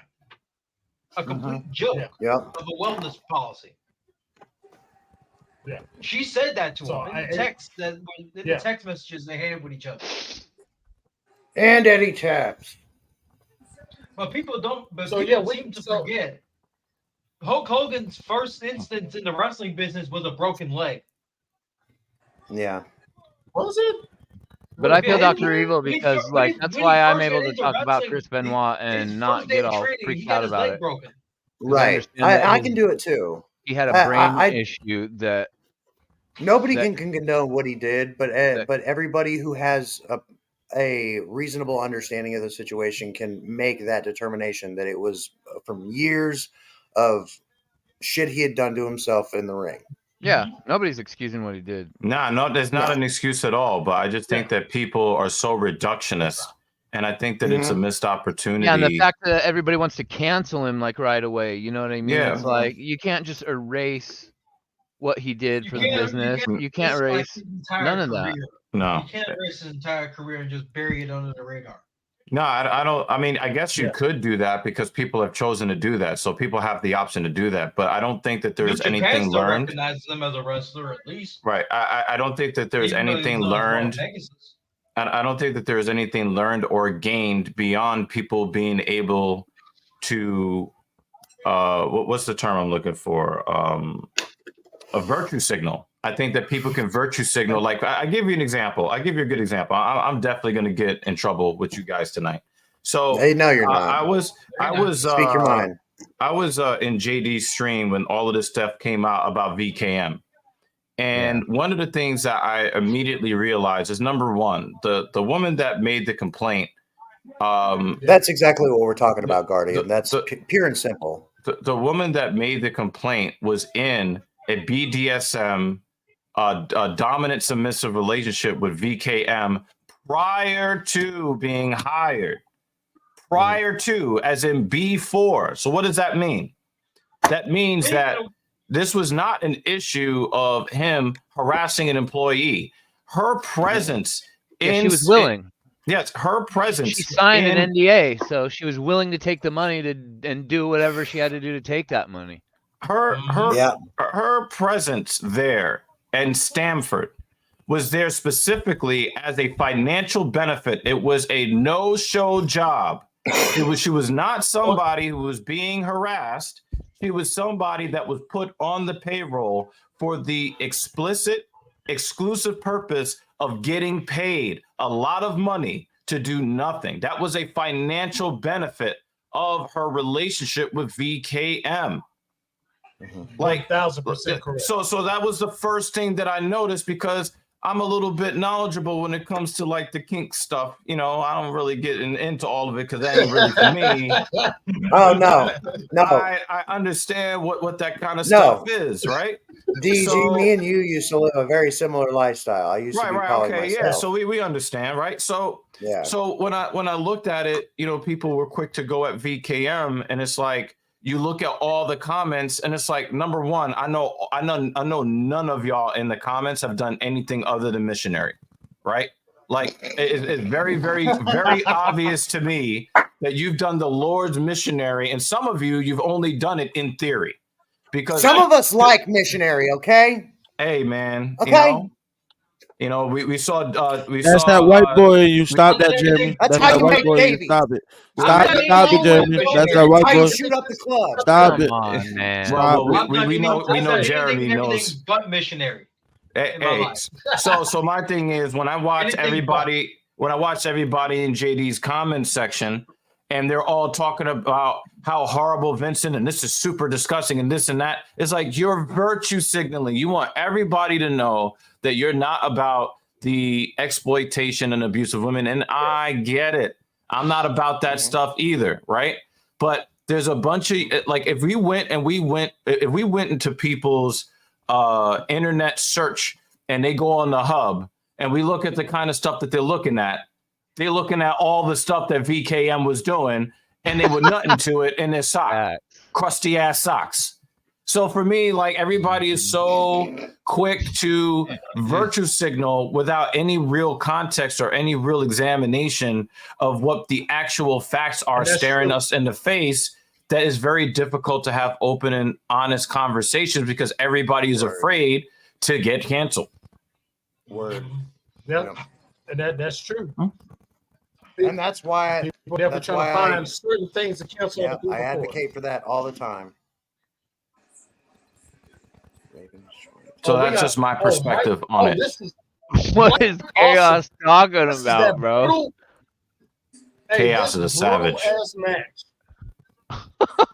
Man, Chaos. Chaos is on one today. Usually it's Jen that's the savage one in here.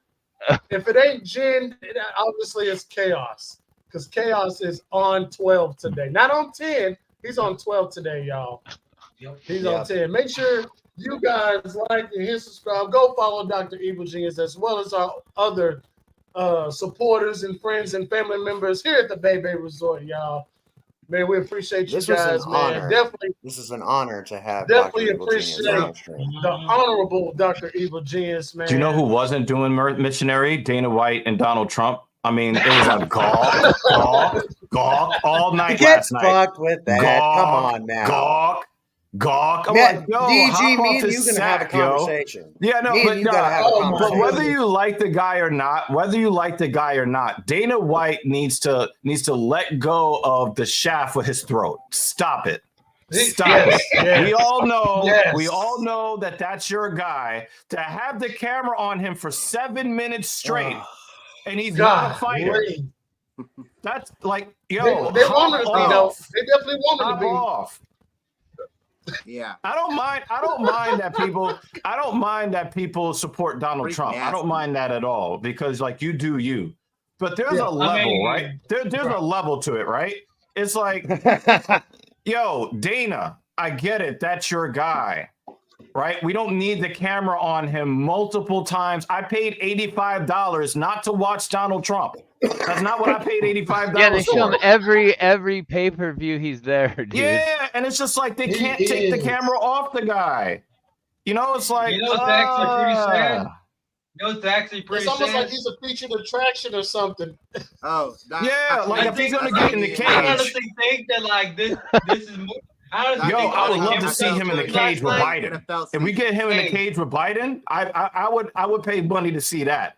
But if he's not going to fight, we don't need the camera on him all night. Get him out of your throat. You couldn't put Biden in the. You couldn't put Biden in the cage, bro. He'd get lost. That octagon if he fought Trump. Biden will gas out and pass out. Biden will get lost inside the cage, bro. He'll get lost going to the cage. Boy, like, where the hell am I? Yeah, like if people thinking that, like, why are they booing me? When I criticize Trump, it has nothing to do with the media. I mean, you know, if you want to criticize Biden, you can go back to when he was calling people that look like me and Otis and Kratos. He was calling us super predators. Remember that? I remember. Right? Yeah. Right? Like that goes back to the 1990s, right? But Donald Trump took out a full-page ad here in New York City in the mid-1980s calling for the execution of the Central Park Five after it was found out that they did not commit the crime. And he was still calling for their execution. Yeah, gas chamber execution at that too. Yeah, like that's crazy. That's not a media narrative other than the fact that he paid for the media. He paid for the full page ad to put it in the newspaper. That's the only thing that the media has to do when it comes to that. I mean, it's like, come on, man. Like, I just hate politics so much. I just hate it so much. But guess who I love? I love all of y'all, though. I love all of y'all. Like, anytime I see y'all in the stream, I'm like, oh, my God. And I got to say hi to each one of these motherfuckers individually. You know, and y'all guys are like some of the biggest supporters of TSP. As a matter of fact, the three channel members are all in this panel right now. So that's like, yo, you know what I'm saying? You know what I'm saying? Chaos. You know, can we talk for a second about JD? The dude is from the Bronx. How the fuck he end up a fucking Braves fan? Ew. That is kind of crazy. I mean, was it his brother? I think it was his brother. I think his brother is a Braves fan, and he just became a fan by association or something like that. I mean, a fan of somebody. Something like that. I think it had to do with his dad and stuff like that, being fans of the Atlanta Braves, and it just kind of snowballed. Yeah, you know, like I know Dr. Evil is a Mets fan. Me personally, I do like the Braves, but I also like the Texas Rangers. So, you're a Southern boy. I can hear it in your voice. I'm a Cardinals fan through and through. Yeah, sorry. Yeah, me and Kratos definitely have that in common. We're both. Rob, yeah, but you're from that area, right? Rob over here's we're both. He's from the main area. I live in the area. I live in the area. Yeah. You don't have any other baseball teams, Jeremy, to root for. You might as well go with the Cardinals. Yeah, the Royals. I'm close to a real team, man. They're not a real team. They were in the World Series. Hey, listen up. They were. I never really cared for the Royals myself, but no, I've been to a Royals World Series game. I've been to World Series games. Yeah, when they beat us, because like, let me tell you guys, when I watched the 2015 World Series, I could feel us losing. Because no matter what pitchers our relievers threw, and it didn't matter if it was 6 feet off the plate, they were making contact and putting it in play where there was no fielder. And I was just like, we're cursed. We're cursed. Yeah. And we saw that Eric Hosmer is like the ultimate fraud. After that, he just basically right. Whatever. He did but I love you guys, y'all. He definitely did. Did you hear about these topics that I'm gonna be talking about with some buddies tonight about like the Washington Commanders being potentially sued by the Native American Association over getting the Redskins name back? I don't know nothing about that. I don't mess with that league. You don't watch that. Yo, how old are you, Chaos? I was 3 when the Mets won the World Series the last time. How old are you, Chaos? What the I was born in '86, so I mean that's just kind of telling there. I was born in '84. The other topic we have is I'll be 38 Dairy this year. Queen. Is a Dairy Queen being like getting in trouble with punishing their employees by having them eat ice cream mixed with cleaning solution. Damn, we got an OG. Man, nah. Yo, the punishment for that is to send whatever management had them doing that, send them to Vincent's house. Let him take it. Let him take care of them, yo. Either send them bitches to P. Diddy's house or Vincent Kennedy McMahon's house. That should be the punishment for that. Diddy's gonna want to party. That's all Diddy's gonna want to do. Hey, let's party. Let's just party. Oh, I got a bone to pick with Hooligram. I got a bone to pick with you, sir. Good sir. I can't never fucking tag your name because you use some weird ass fucking characters. I know I'm not the only person that complains about that shit. You gotta copy paste that shit. Copy and paste. I'm on my phone. They don't let Copy and paste on the phone. I know.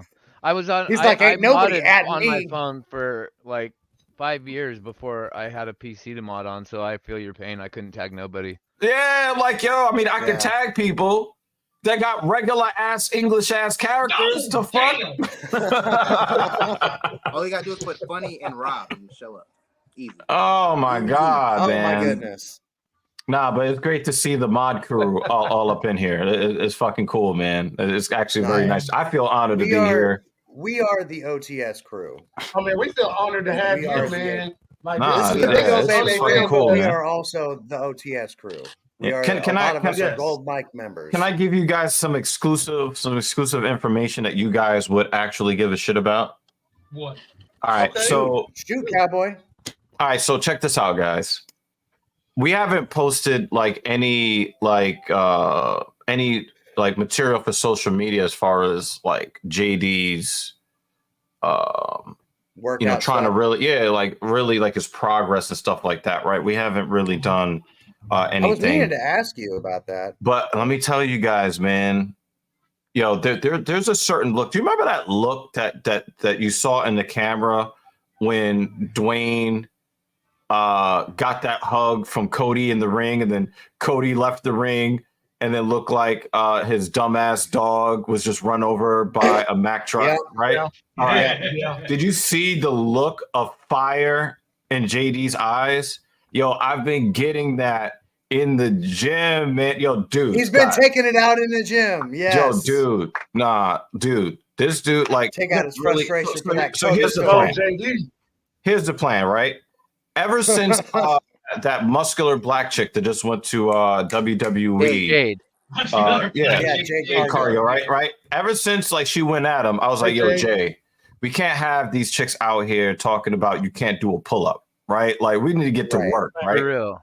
We need to terminate your 6 months pregnancy, right? And we need to because the thing is every single one of us saw his physique when he fell out of the chair. Let's not deny that. I'm like, dude, man, like I know that we're all pro-life, but we don't want that for our boy JD. All right. So anyway, so what first we started with like a lot of strength training, so we put those numbers out there, so that people like really knew what was up, right? I got this guy in just a few months to deadlifting and squatting 295. We're talking about a guy that never touched a barbell in his life before. Like think about like how dedicated and how goated you have to be to go that hard, that fast, right? Pause. All right. So fuck yeah, man. So we've kind of gotten away from that because, obviously look at all of us right now. Look at what we see in the camera right now, right? Normally what you're going to see is the shoulders. You're going to see the sternal head of the pectoralis, the clavicular head, and you're going to see the traps. So I'm like, listen, we need to kind of focus a lot on the appearance of the upper body. Yeah, we need to get all the other stuff done. Mrs. Evil is in charge. I've actually noticed his shoulders getting bigger. That's what I'm talking about. You got to let this guy know. You guys, you got to let JD know because this is what. This is looked what great. we've Well, been. hey, how's it? But no, Dr. Evil, for real. How's it looking like we DM? Hey, bro, your shoulders looking toned, bro. No, like, you know, you say it in the chat. If you say it in the DMs, I'm like, yo, like next we're gonna okay. Next we're about to hear is, you know, I'm not about to do that. You know, but you know, you're up in the you're trying to slide into the DMs, man. I don't know, that's sus. But anyway. So what we've been really working on is the appearance, especially of the middle and upper chest. We've been trying to get his arms right, and you guys don't really see all of it because he still wears the heavy hoodie.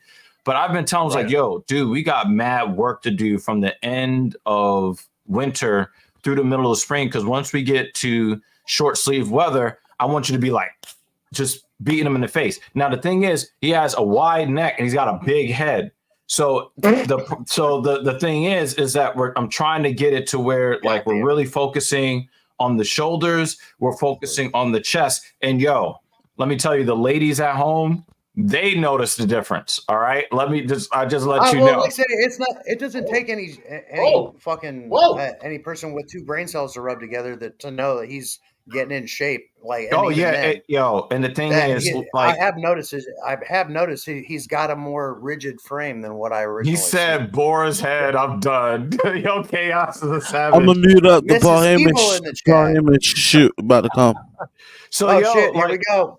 Yo, his flat bench and his incline bench, he's been going at it like a real G. If you've ever watched like a lot of the WWE superstars like really do their thing on if you ever watched them do their thing on YouTube, JD is going just as hard. That dude is going at it hard. Pause. Like, good for him. And so like we're not putting up a lot of strength numbers because you don't really want to lift heavy to build muscle, because it'll tear your body down and you won't build as much muscle as quickly, right? But I am pushing him as much as his body will allow to get him in that 12 to 12, that 8 to 12 rep range. And then we're going up in weight. Boom. You nailed that. We're going up in weight, come down in volume. And then just, yo, I'm telling you, Jay is working crazy hard. So again, like I'm JD, man, awesome. Keep putting in that work, JD. Keep putting in that work. Yeah, JD is really putting in that work, man. Doing great. Yeah, JD is really killing it. You know, JD is really killing it, and you know what I mean. So definitely show him that love when y'all see him, because he deserves it. That dude is working hard. All right, everybody on the stream, let's hit pause for a second and see where we're at, because we got a Paul Heyman shoot promo. We got Paul Heyman on camera right now. 46 minutes. Oh, we're doing a watch along. That's what this is. I totally forgot that there was wrestling. Yeah, this is a watch along. We're shooting the shit, but at the same time, we're doing a watch along of ECW One Night Stand 2005. 2005. We got a promo right through the whole second match. So many times. We talked right through the whole match after Benoit and Eddie. I am currently at 146.07. Oh yeah, I'm not watching that shit. It's all good, man. We're just happy to have you here in the chat. All right, yeah. Awesome. To be honest, ladies and gentlemen, when the doctor shows up, everything else is off the table. We listen. When the doctor, it's almost like having Paul Heyman on TV on a Friday night. When Paul speaks, you listen. When Roman that's why I'm telling y'all to. Anything that is important, you listen. So when Dr. Evil is on the stream, you need to listen. Because actually, Mrs. Evil doesn't like to necessarily listen to Paul Heyman. She's looking at his facial expressions when he looks at Roman Reigns, and we die laughing. Oh yeah, if anybody watches that shit, he's a crazy. Like the way he was looking at Roman. When was it? At the last. Oh my god! And the way that he does this, he's like, Michael Chief. I was like, I said something in JD's chat. I was like, is he like? It looks like he's getting off, like staring at Roman, bro. Yeah. Are we all synced up? His best expressions are when he thinks Roman's gonna lose the titles. Lose the title on the Heyman's so good though. Any match he has, he goes haywire with facial expressions and emotions. Are we all synced up? I'm at an hour and 46 seconds. Oh, nah. An hour and 46 minutes. 146. 46. 46. Yep, 46. 46. All right, we're gonna do the McIntyre. The McIntyre. 3, 2, 1. Play. Play. Holy shit. All right, everybody just cheering right now. Yep. I wish I could be able to Paul talk. Heyman's in the ring. Let's listen. Going out. Are you watching this, Rob? Yeah, I'm watching it. I got the Yeah, peacock. he's on it. He got the peacock. Yeah, unlike Revolution, I did watch it finally, Hula Grim. I watched it Friday. What'd you think? Awesome. Freaking awesome. That's some crazy shit, huh? That's undersold it. Come on. Undersold it? You undersold it. Well, I thought it was wasn't the best crying. Revolution they've My done. eyes are red because I was smoking a joint in the back with Van Dam. Yeah. Now my stream's buffering on here. Son of a bitch.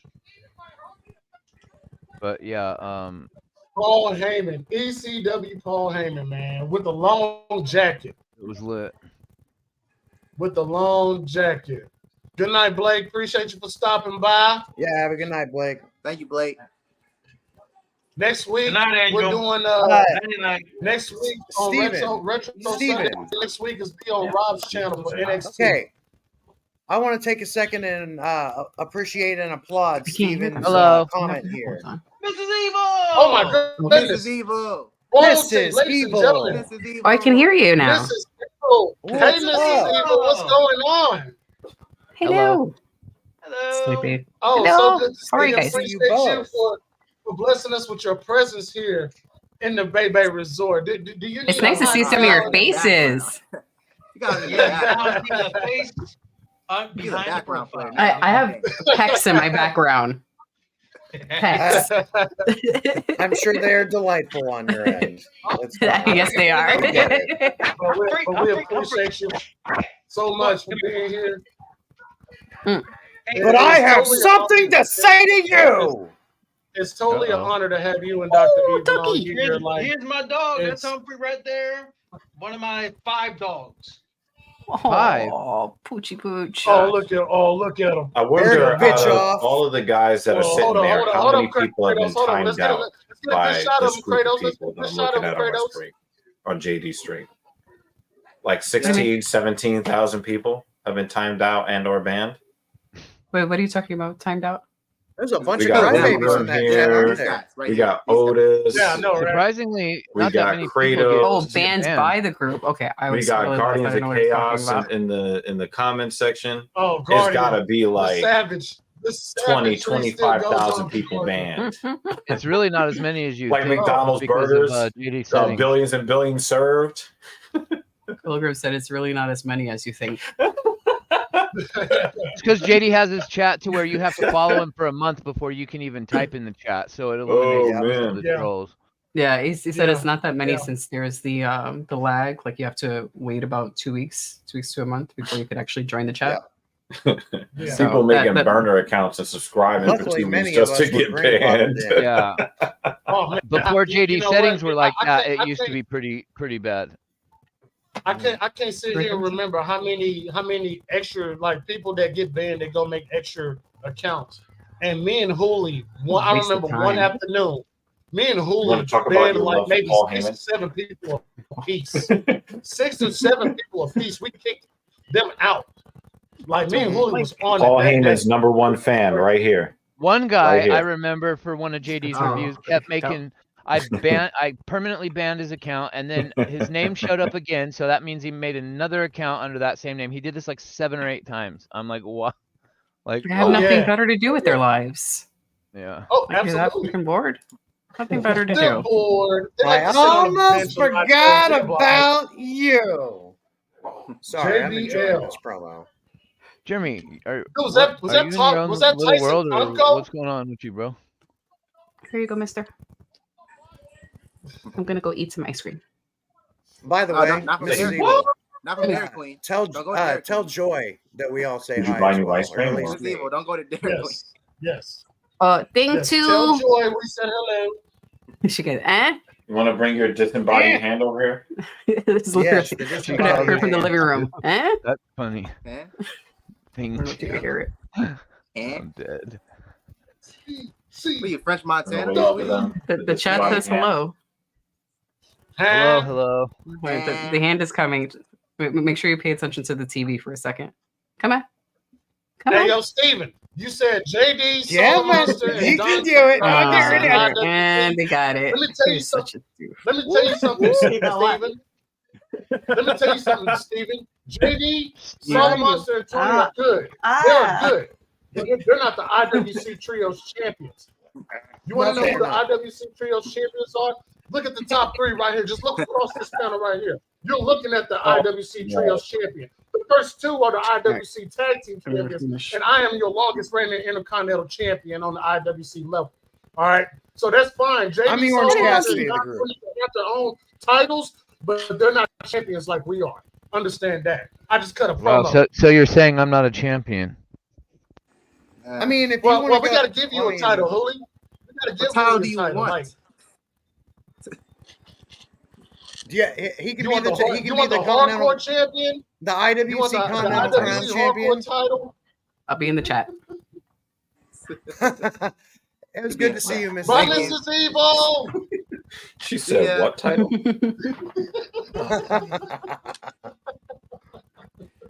Up and here they come. No, here we go. Guys. Some Dudley boys. Yeah, gotta do the Dudley boys. Gotta do the stutter. Dudley boys. Devon and Bubba Ray. They're goats, by the way. Hulk Hogan, Beefcake Bubba. Beefcake Bubba. So Peacock just crashed on me. I'm not joking. It literally just crashed on me. Really?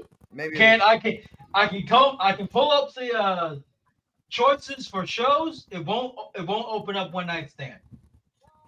It get a loading screen of the color. Maybe all of our traffic on it totally screwed up the server for it. I don't know. That's kind of funky. Yeah, we messed up Peacock, y'all. How many people are watching ECW Probably these not days? 7 people on WWE on Peacock at one time. Like, that's not a pay-per-view day. It's probably server overload right now. I'll show you on camera. Look at this. Server crash. There's something went wrong. I click this. I click back. Oh shit! And look at this. Oh, Dr. Evil Genius. What's your favorite football team? I don't mess with that. Football. I don't mess with that league. You don't mess with that league. I don't mess with that league at all. That shit's okay. I know for sure Dr. Evil is baseball. I know Dr. Evil's baseball for sure. I don't know if he. Yeah. Well, I know he does hockey too, but I don't know if he. Do you he's a Rangers basketball fan. genre? Yeah, I mean, I'm a long-suffering Knicks fan, and I don't want to talk about it. That's like being a Chicago Bears fan. I understand. Joe, do you see how Kratos just looked into the camera? He was like, I'm not touching that. Yeah, I just have a problem with the fact that the NFL took the side of people who were against Kaepernick.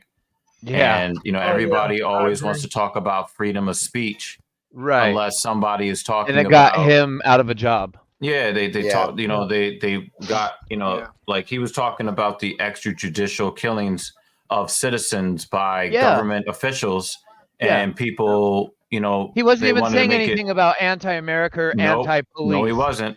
No, he was about very, very the clear. unlawful killing of innocent people. Yeah, and then they twisted his words, and then they said, "Okay, now we're going to make you the face of this movement, and goodbye." Yep. Yeah. And the thing is, 5 interceptions back-to-back games. Yeah. I don't have. Yeah. He's literally like almost like a modern day martyr in a lot of ways. Right. Yeah. And for me, and the thing is, I don't think that the league is necessarily arcist, but I will say this: they looked at the landscape and said, well, we don't think black people are going to stick together. They're going to continue to keep watching. Yeah. But the arcists that are out there are threatening to take away their ratings and their dollars. We're going to side with them to keep the money flowing for us. And, the black people won't stick together anyway. So, so I have not watched a single piece of their content since 2016, 2017, something like that. And Wow. other people want to keep watching it. That's their business. It's been very, very, like, it used to be much more difficult. Like the first 3 or 4 years, like I have this itch to like turn on the TV. Now the product has gotten so bad, it's like you're not really missing Yeah, anything. yeah. The thing is, like, my co-host, like I had to kind of bring him over to the side of actual truth when it comes to Colin Kaepernick and his performance. His last year in the league, 16 touchdowns and 4 interceptions. He had the second best touchdown to interception ratio behind the GOAT, who basically his wife's personal trainer was bending him over while he was out on the road. But anyway, that's something else for another time. But the thing is, it's like the dude had no wide receivers. He had no offensive line, because people also forget this. But the concussion report had come out recently, and a whole bunch of young linemen for San Francisco, they basically quit because they didn't want brain damage. So the dude had no line. The dude wasn't even supposed to start. Right. But the thing is, there was no O-line. So the starter got hurt. They had to bring him back in. He goes 16 touchdowns to 4 interceptions, and everybody wants to act like the dude can't play. And it's like, okay, I see what y'all doing. It's just not for me. Yeah. For me, it was immediate, because I knew that they were trying to take the narrative where it never was supposed to go. There was an Army Ranger that played, I think, for Seattle, and it was Cardinals. Like, his name was Pat Tillman. No, he died. And he was in Arizona. He was an Arizona player. He wasn't going back to go fight no war before he passed away. Tillman, no, right? are you talking about somebody else? I think the running back you're talking about that played for Seattle is Chris Carson. No. It might have been like a defensive back or something, but it was a white guy that was like in the Army Ranger program, and he asked him to not sit on the bench but to kneel in respect for the military. Oh yeah. That's right. Nate Boyer, I think his name is. Right. Yeah. So I think that's who it is. Yeah. So people don't know this, but he used to just sit on the bench and not stand. He started kneeling out of respect for the military. So you can tell when somebody has a bias, when they want to ignore a clear fact so that they can run with a narrative, so that they can do whatever it is that they want to do. Right. And this is where me and Jeremy are like kind of like at odds a little bit, because it's like, for me, if all of those people said that they didn't want politics in their sports, but everybody's gawking Donald Trump everywhere he goes at UFC events. Like, do you not want politics in your sport, or do you want politics in your sport? If you want politics in your sport, I'm good with it, but we can't be selective with it. And here's the thing, when it comes to politics and sports, I never really agreed with it. But if you've got a private promotion, not necessarily an orchestrated national affiliation like Major League Baseball, football, the Football League, National Hockey League, any of those, like say anything that is nationally renowned, and I'm not trying to say that that Ultimate Fighting Championship is not anything nationally affiliated, but when that shit was killer last night, by the way. Well, but the UFC pay-per-view was awesome. But the whole point that I'm trying to make is that Dana White, he's a private enterprise man. However, he's not private anymore. They're public now. No, it's not. Yeah. No, they're public. But I guess I don't know what the situation is specifically with TKO and their political affiliations, but they probably it's just Trump. I suppose he's just such a polarizing figure. And I mean, at this point, nobody wants Biden. Trump is the front runner for any of that. If you want things to change, obviously every liberal is, I want to say his approval rating is in the 20 percentile. Yeah, nobody 20%. Likes Biden. Like nobody. So I mean, it's not special if to you chant, want change, let's go, Brandon. You're not special. Like right. I go to professional sports arenas. Yeah, and these are the and for me, again, I don't mind that you do the chant. I don't mind that you love Donald Trump. I don't mind that you don't like Biden. I don't think anybody likes Biden. Here's my issue. I'm always a keep that same energy guy. So you can't be shouting from the rooftops for several years, I don't want politics in my sports. And then there's a Let's Go Brandon chant every single time somebody's name is Brandon on some team somewhere. Like, do you want politics in your sport, or do you not want politics in your sport? I know Trump. I know Trump specifically does enjoy the MMA fights. I know specifically he does enjoy them. So, I mean, if he wants to go, he's a free fucking man. Like, there's no saying that he can't go. And even then, with his stature in society, like chaos is right. Oh, Donald Trump is coming to my my event. Like, fuck yeah, I'm gonna give him the treatment of a fucking king. Like, no, that's cool. The whole thing. And even then, he was president before. But even then, like, he is such a polarizing figure in today's society, regardless whether you love him or hate him. And I mean, you can definitely see which side Dana White leans to. But the whole thing, comes down to it's missionary. It's the Lord's missionary with Donald Trump. Well, regardless of whether you think Dana White was on his knees not long before he came out with Trump, he came out of the tunnel like this. You sick fuck. You sick fuck. What it all comes down to is that this country does need change, regardless of who you're talking to. They're all we agree on say that the country needs change. Yeah. So I mean, the lesser of two evils. They got better options, bro. Yeah. Can you put up Guardian's comment again? Can you put up Guardian's comment again? Because I wanted to address better that. Options than what we be getting. Guardian, the one before that, right? I can't be voting for the lesser of two evils. That lesser of two evils things really makes me angry, but this is not a political show. It makes me angry too. But at the same time, there's nobody else that there's a few other people, but there's not many people with the amount of pull that Trump has. Yes, he's got a lot of pull. He's got a lot of leverage over a lot of people. But the whole idea is that he's trying to erase the corruption.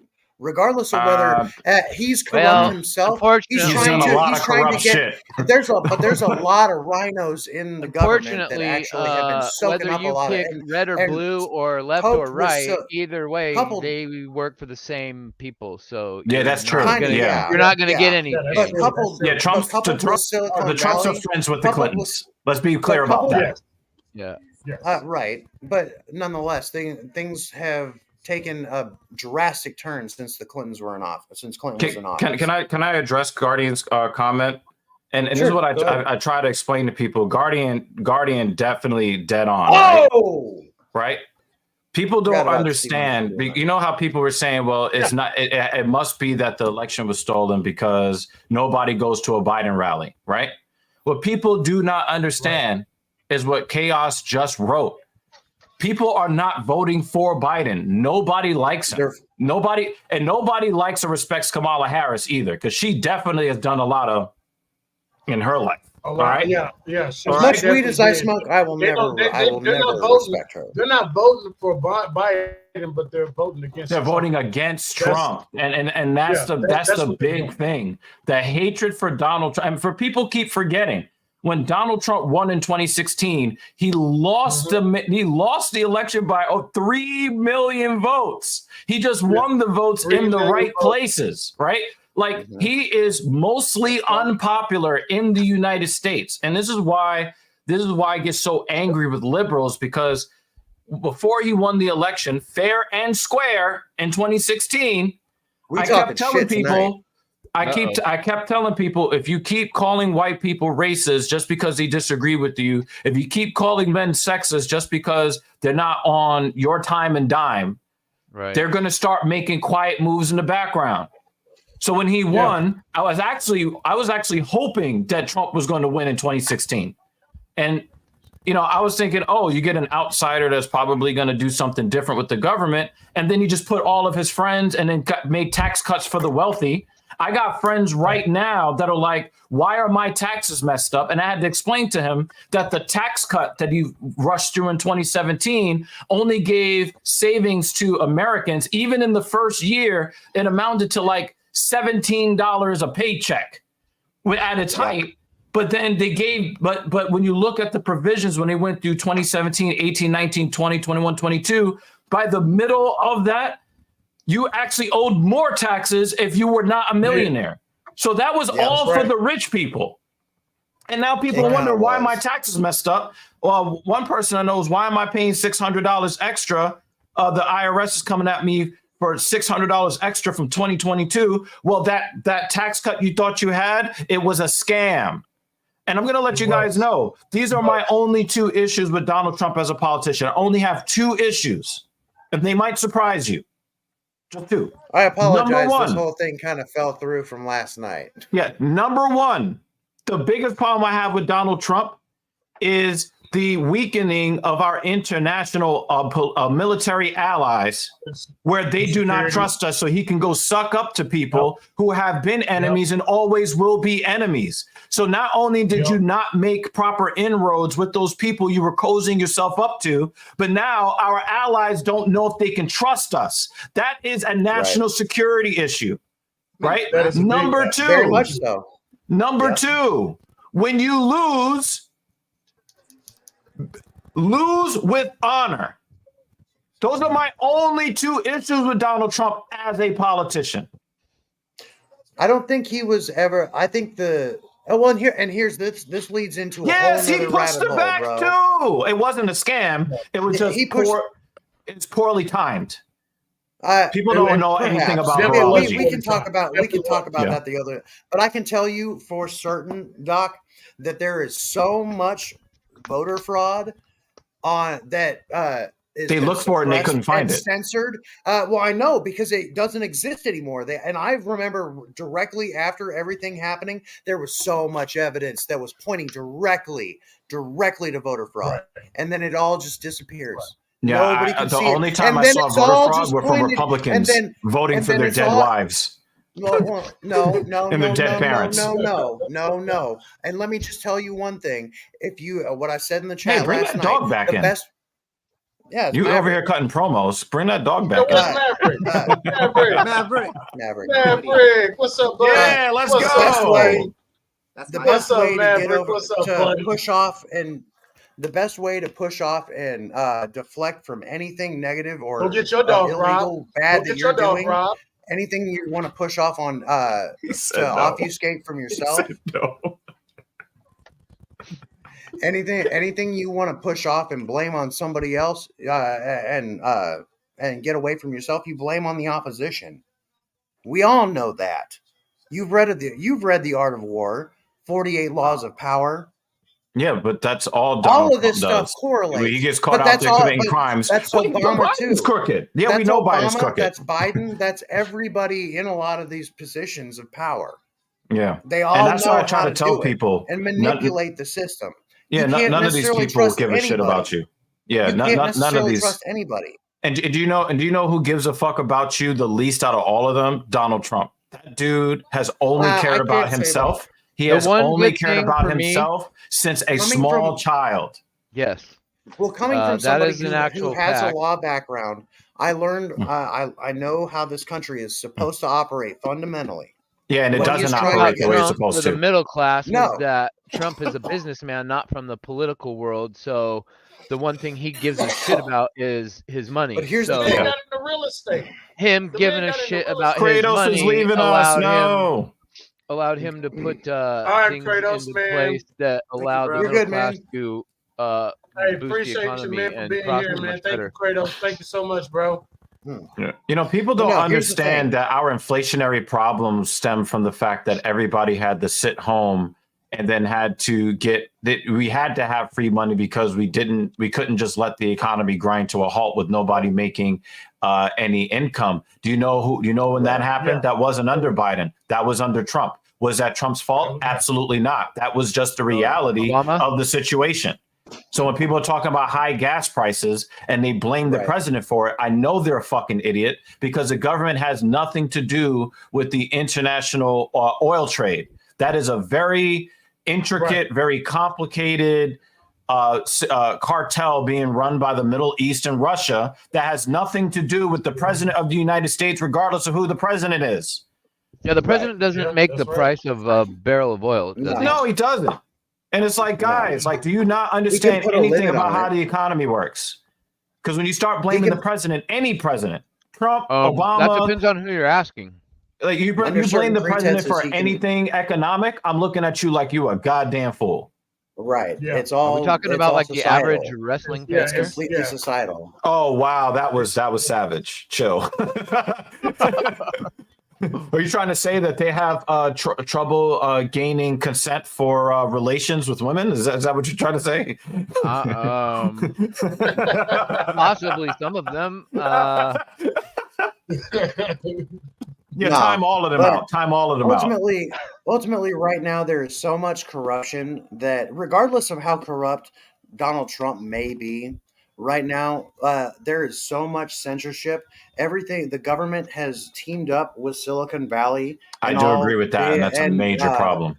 And with the censorship, everything that the government that Trump. Everything Trump is touting about the election fraud and everything, it's all been censored. And now it's all been deflected and pointed right back at him. Everything that he's done, everything that they've done, they've pointed back at him because that's the clearest strategy to get away with it themselves. That is the clearest and most but they don't get away with it. Eventually, they pay the price. America is waking up, and the world is waking up because it's more widespread across the world than anyone really realizes. Yeah. But I mean, that's a whole that we segued. Really can I just give you this, Jeremy? Can I give you this, Jeremy? I'll give you this, Jeremy. If Trump makes it where YouTube will stop demonetizing my channel because I said fuck in the first 7 minutes, then I'll be with you on that. We're going through the same shit. We're going through the same I give that 2 thumbs up for that statement. We're going through the same shit. But no, I can guarantee. I want to give Trump his props. I want to give Trump his props. You know, Obama made a massive mistake with Title IX, and because I'm an advocate for men. And they made a massive mistake when it came to Title IX, and he rolled back. He rolled back a lot of the procedural due process crimes that were being committed against men on college campuses. Trump rolled a lot of that back, and so I got to give him his credit for that. You know, you got guys that he's changing his tune. He's changing his tune on. So the thing about Title IX, and Trump changed that while he was president. That's what I'm saying. I'm giving him his credit. Well, even now, he's still changing his tune. Obama forced through some stuff. And you guys, you need to look this stuff up, especially if you guys, a lot of you guys are actually either my age or older and have kids, right? Yeah. So I know that one day you might be sending your kids to college. You need to study up on Title IX if you have sons. Because basically what they've done is they've created a quasi kangaroo court legal structure where the only thing that a girl has to do is say, he blanked me, and go Google it. Go Google it. And the thing is, if you're a guy who is defending against an accusation, you cannot cross-examine your accuser. They do not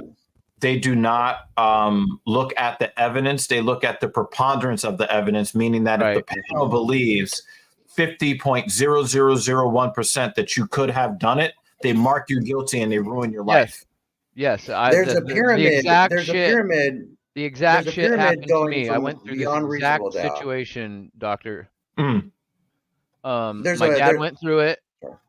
He got, thankfully, a decent judge in his case. I wasn't so lucky. But yeah, I feel everything that you say on that topic, because as somebody that has like witnessed firsthand what the role of a quote unquote father is when a female decides, well, it's just so easy, I can go get all the assistance, I just got to go like Big literally Daddy government is going to save me. My son's mother and me were still together. She was literally going to get like welfare assistance. Hold on, let me finish. She was going to get assistance, and it's Spike Dudley. We're literally sitting there waiting for her appointment, and they call her back, and they don't want me to talk to. They don't want me going back with her at all, and then they start asking her questions like, "Is he abusive to you? You can get help, this and that. You can tell us. Like, don't be afraid." This happened multiple appointments of hers that she had with the state when she was when I met her, and obviously she was a single mom going to get help or whatnot. So it's literally a systematic like breaking down of the structure of the American family society. Yeah. Yep. Yeah. Exactly. Yep. And this is some of the stuff that we talk about on my platform, where, you know, again, you know, men do need advocates because for the past 50 plus years, all of our major media, you want to talk about being liberal, our major media basically looks at the fact that women spend 83 cents of every consumer dollar in the country, and they just cater to whatever that they want. Mm-hmm. And it's important that we support each other as men, regardless of our political affiliations, and us being able to have a discussion like this, even on your platform. My platform is built on these types of discussions where we can be polar opposites on a particular subject, still hear each other and create community from even with the differences right now. And I think that Jeremy can understand this, whether you are on the left side or the right side or neutral, because I'm a neutral guy. I don't like either side. I believe that looking at your enemy as your neighbor looking at your neighbor as an enemy is probably the biggest American problem, the biggest, and everything else shoots off from that. And here's another thing with what I tried to carry over from your point of views, your ways of doing things. We all lack civil discourse. Yeah. And especially in the wrestling community. And that's what I preach and tout every fucking time that I'm on this stream.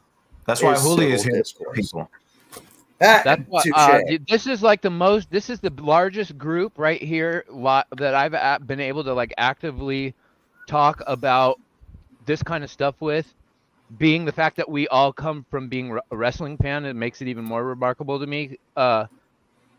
I can't have conversations like this with my own family without all hell breaking loose. You know what I mean? Mm-hmm. So get out of your goddamn feelings and actually understand where someone else is. See, one of the things, like, I come up from a place where the perception, and remember, I came up during the crack epidemic in Harlem and in the Bronx and in Brooklyn from the 1980s and the 1990s. Like, the worst environments is where I came from, right? When I was growing up, the perception is that white people are the enemy. So that's what was being instilled in us back in those days. So, say, man, you don't need one beer, you need a case of beers. Sorry.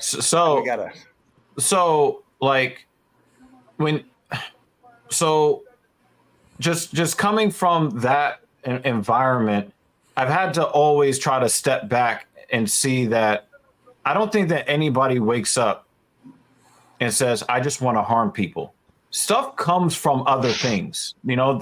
Like when I look at all of like the people that wish that they could cut the balls of Donald Trump, I don't judge those people. I know that we got to this place because our society is broken. Right. And I know that we're not going to get anywhere by continuously attacking each other. It's just going to continue to cause divisions. And now, I don't know if you know this, but there's a movie coming out called Civil War. I'll catch y'all, man. They're going to sell the idea of Americans taking up arms against Americans. Funny Rob. Take care, bro. Have a good one. For being here. Appreciate you for being here, Montana. See you tomorrow, man. Oh, yeah. Monday Night Raw. I'll see you tomorrow, bro. No doubt. Hey, get over that hangover, bro. Get over that hangover. Yeah, I am. All right, Montana. Montana. We give him nicknames. He's Dr. Evil Genius. Hey, great meeting you, Doctor. Yeah, man. Cool, man. I'm not sure if I'm really familiar with you, but yeah, I'll be looking out for you in JD's stream, man. No, I'm not in. I don't think he's a. I don't think he's. Oh, because Hologram banned you. Okay, my bad. No. I just don't be in there. You're just seeking that. You're a heat seeker, Doc. That's all you are. You're just a heat seeker. But Dr. Evil Genius. Yeah. You were saying about this movie Civil War coming up. When I found out about that like a couple weeks ago, and the last time a documentary was released about some impending doom type of situation, wasn't it? Like the movie. It was Bill Gates talking about it was Bill Gates talking about the a pandemic coming, and that was in October of 2019, and then 6 months later we have COVID on our hands. So well, that's not 100% true. So COVID was actually discovered in October 2019 in China. So there was a doctor that was treating a respiratory patient in October, and he had all of the symptoms that looked like the flu, but he died super fast, like super fast. And and that's patient 0 who was probably injected with the actual. Yeah, I don't have I don't have any of that. I mean, I know that people have their suspicions. Let me just tell you, and Jon Stewart as refuting and obfuscations of the truth that he makes. He made such it's a this thing came from a pangolin who had sex with a manatee who just happened to spawn this. He is a comedian, isn't he? Well, yeah, he is. But I mean, it just sounds they made it sound like it came from wildlife or a fucking bat. They do think it was zoonotic. But it didn't. But you can't necessarily get viral infections like that. That is more. No. Zoonotic infections do happen that way. They do happen that way. Well, they do happen that way. Nonetheless, yeah. There's a lot of I mean, how do you think humans get rabies? That's how humans get rabies. There's a lot of presumptions a lot of people can make, but and I don't want to make a virus when it originated in Wuhan, and there's a lab. There is a virus lab studying said virus in the lab that Fauci was funding. And there's that's the American government and the CDC. Fauci just happened to be the head at the time. Well, yeah, and the American government is crooked as fuck, and I don't necessarily like the idea that it is that way. But you know what makes me mad? They keep biological weapons like smallpox. And it's like, why are you keeping smallpox? We eradicated it already.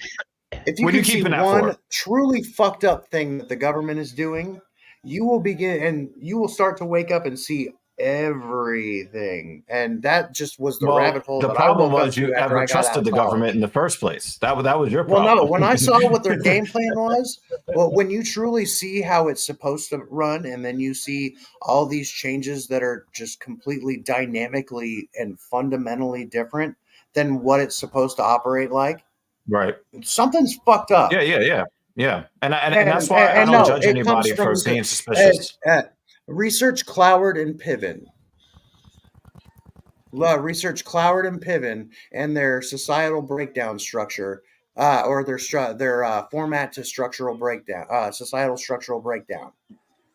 Cloward you need to read Piven. The book, The Gay Agenda. Yep. It's very much in that vein. It was written in the 1980s, and it's a systematic planning of how to bring. If you plant it in their brains, then they do it subliminally, and then you slow down the overpopulation of planet Earth. Yeah. If we can pause this for a second, where are we all at in this stream? Because we're somewhere far beyond ECW one night stand at this point. Yeah, I know. Yeah, we're at the end. I'm at the big brawl now. It's gonna go on. Yeah. Okay. Yeah, Taz on there. I've just been enjoying this. Wasn't John Cena at one night stand? Yeah. It was at 2006. 2006.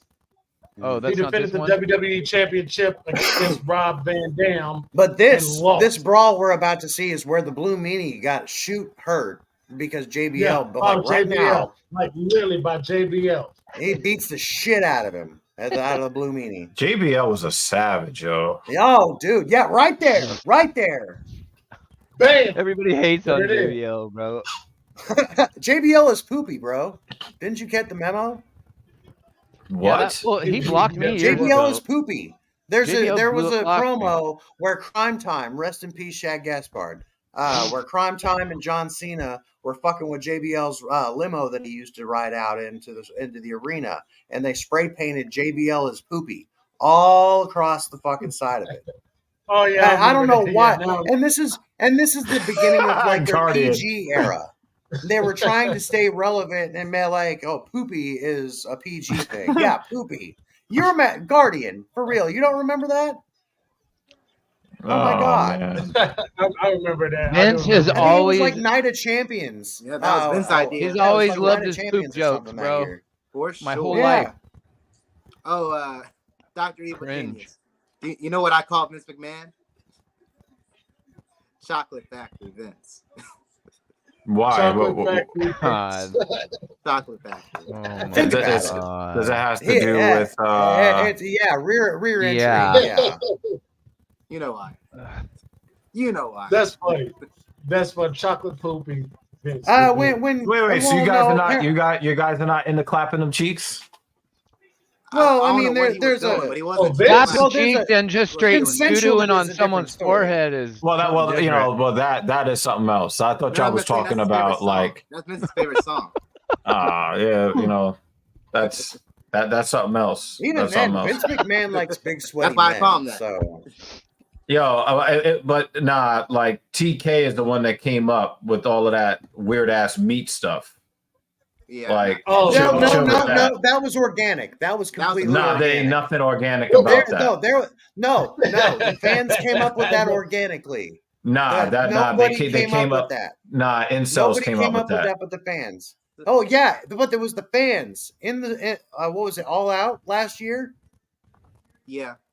It was they like the fans. Hobbs and Miro. Yeah, they were fucking chanting meat organically. I'm just gonna say this. I'm just gonna say this. GHEY. That's all I'm gonna say. Yeah. That's all I got to say on that one. Oh my god. Guardian, man. Hey, Dr. Evil. Dr. Evil. Go ahead, Rob. Go ahead, Rob. You go ahead, Rob. I'm sorry, Guardian, man. Where's this Guardian been, man? I know I'm late back. I told Guardian is on his savagery. This is heel Guardian. Well, he's never been. This is a heel Guardian at his best. He is on his savagery today. Like I said, usually I don't know what it is. Jen. I don't know if it's usually it is Jen that's on the savagery. Guardian snapped. Yeah, he needs some Pepto, or he's hangry. He is on it. Go put those cool ass glasses on, man. Go put those glasses. Why are you waiting, bro? Don't be hangry. You're going crazy, bro. Yo, Otis, you had a question? So Doc, we got UFC 300 coming up, and one of the matches, 299 was better. It was. 299 on paper. The names on paper, 299 was more stacked than 300. Yes. But one of the matches for 300 that I am looking forward to is Justin Gaethje and Max Holloway. That's the one that I'm most depressed about. Yeah, same. Yeah. I don't want Max taking this fight. Me. Yeah, I got Gaethje winning. I got Gaethje winning. Well, even then, you're still this is gonna put Max out, bro. He's gonna this is gonna put Max out, man. And Max is one of my favorites, man. And I love Justin Gaethje. You're short. I mean, that Homer Simpson motherfucker. Everybody loves Justin Gaethje. He's super tough. Him and Dustin Poirier have that fight forever dynamic about them. Yeah, it's crazy, right? Like Jim Miller. If you guys, go back a little further, Jim Miller's going to be on that card as well. Damn, Hologram, you need to come to the Filthy Casual MMA watch party, yo. You'd be right at home. No. All right, so we're on subject. Let me shout out. Put that shit in the comment section so many times. Really, bro? Let me shout out to this motherfucker down here because he was on the stream. How many hours last night? 7, 8 hours? 7.5. Yeah. 7.5. He spent 7.5 hours of his hard-earned time to watch MMA and at least put on. That's our 113th episode. Like 113. Let's go. Yeah. Let's go. Well, yeah, just take it. Take it for what it is. He knows his shit, and we have fun over there. Oh yeah, yeah, for real. We have a 7-hour live stream, right? 7 hours? Yeah. It was 7.5 hours. I was like, damn. 7.5 hours. I'm torn between this chat or Rob's chat. Like on Saturdays, whenever UFC's on, we've got AEW Collision, or if there's a pay-per-view going on some night against UFC. Sometime, hopefully at this point, since TKO is going on, WWE won't interfere with UFC anymore. Yeah, I don't think that's going to happen. Yeah, I don't think that's going to happen anymore. I don't think you're going to get any interference.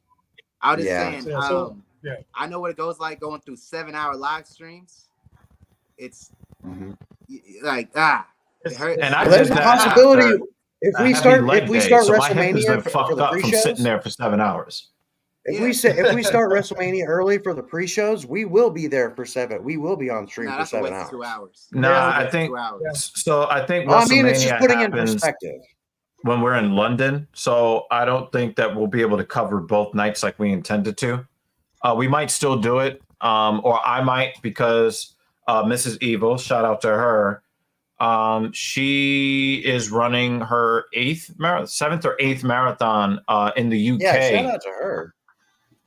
So, the time difference is going to make things difficult for her to participate. So we basically loosely committed in as under our Filthy Casual banner to cover the big four, which would be, the Royal Rumble, WrestleMania, SummerSlam, Survivor Series, in watch party form. So we've been doing that. And we covered the Royal Rumble the day my father died. And I was debating on whether I should do the show or not. Rest in peace, and I just did, and I did it. And I don't know. I just felt like I needed to do the show anyway. So let's get some prayer emojis in the chat. Doing that. Yeah. So so we when we say we commit to the watch party stuff, like it's like rain, sleet, hail, snow. Like, I had to do something for a friend, and Mrs. Evil hosted one of the watch parties last year by herself, obviously with you guys' help. But we're covering all. We're covering it all. We're covering it all. That whole Justin Gaethje thing. I wish they would have found a different opponent. Gaethje deserves to fight for the title, not from a guy at 145 moving up. I think that Maxi Baby should be looking at Ilya Topuria. That's who he should be fighting. Not Sean O'Malley, not any of these other guys, right? So I think they got this wrong, and they rushed this so that they could have something for the big round number. And when you actually look at it, the prelims are pretty stacked, right? But it's like, the main card, I'm like, I mean, your main event is the championship of the worst division in the entire company. It's the worst division. Men's light heavyweight is trash. Who is it? It's Alex Pereira and Hill, right? Yeah, and Jamal Hill. Doesn't Alex Pereira fight at light heavyweight normally? No, he started out at middleweight, going at Izzy, and then moved up to 205. Yeah. So Steven Escalante. And they just did that to have somebody's name attached to the division. Steven Escalante, I agree with you, but if they bring Tonga Loa into WWE, I will cry. That soft style that I've been seeing lately coming out of Japan, it needs to fucking die in a fiery flame. Oh my god! Can I ask you guys a question about Tonga? Do you think that, because there's every bit, I think that it's very possible that we get the bloodline losing on night one and then pledging to stay away, and then Tonga coming in and interfering on night two. That's what I predicted. Mm-hmm. I predicted. Okay, so we're all on the same page on this. Well, I don't know. I keep battling back and forth. I don't know what I think is going to happen night one, because I can see both things happening. Yeah, I'm not sure what's going to happen night one, but ultimately Cody's going to get back-to-back Royal Rumble wins, back-to-back Mania losses. But I hope happens, because fuck his story. That's why. Right. I feel different with the way that things are going. I feel a little different, because from what rumors are telling, that, like I mentioned in the show, there's supposed to be an angle at the Hall of Fame ceremony. Yeah. Now what do you do? That's the part that worries me.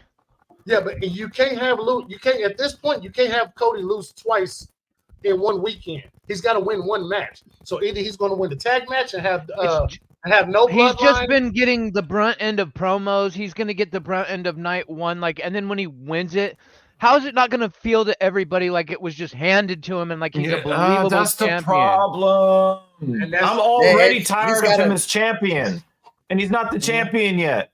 Exactly. By the way, me and Jen called this in JD's chat 2 years ago. We said this was going to happen. Yeah. And the thing is, when he left AEW. Let's be real about this. And I think I talked to JD about this directly. Here's the problem with your world heavyweight champion and your WWE champion, Cody Rhodes. We're just gonna because they're gonna just hand it to him. Here's the problem: your two biggest stars, right? Drew McIntyre looks physically more impressive than Seth Rollins, right? Yes. So Seth Rollins is small. He's Lean. B plus A minus on the mic. I would probably say probably closer to B plus. Okay. Oh, you're being generous.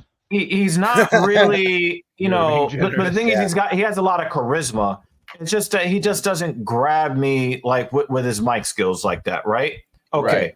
So when you look and it, oh, man, I don't know if you're a Cody crybaby, cover your ears. I remember when Cody Rhodes first came up, and me and Mrs. Evil could not stop staring at his fucking chicken legs. Like, what the hell was that, right? Yep. And he sounded like same with Brock Daffy Lesnar. Duck. That was me with Brock Lesnar. Yeah, like Right.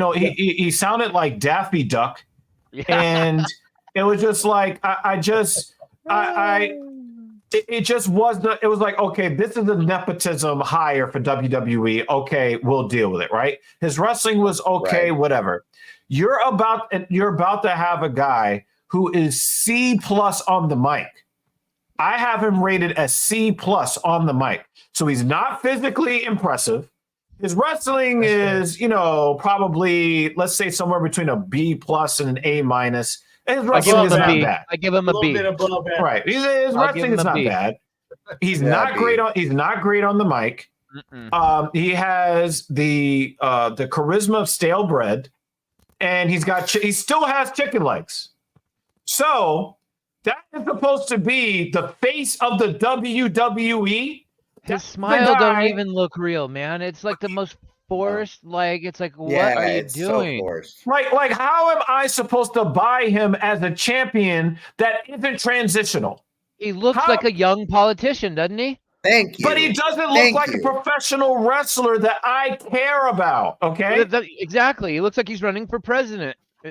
Yeah, and the thing is, like, when the greatest thing he had going for him was the theme song, and now even though people chant it at the events, people are largely tired of it.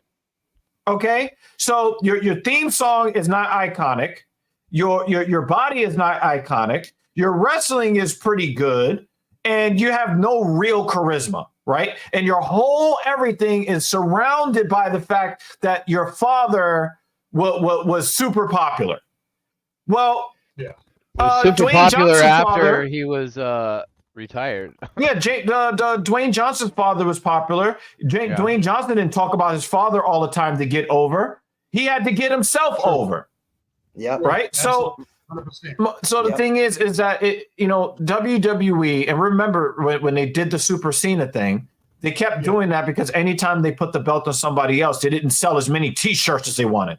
But then they kind of ruined the long-term product to make it where, like, people like myself, I stopped watching for close to 10 years. That shit that went down when they had Roman Reigns go over Daniel Bryan, that was pretty much the end for me. Yeah, same. Yeah. I stopped watching after that, right? When John Cena would get beat up for 26 minutes and do 5 moves and win the match, Mrs. Evil was done. She was done with it.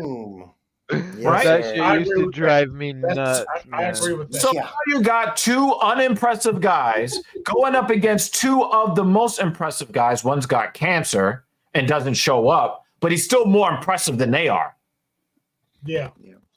And I'm supposed to believe that Seth and Cody are supposed to beat those guys? I'm supposed to suspend my disbelief as a casual fan. I'm not hardcore like you guys.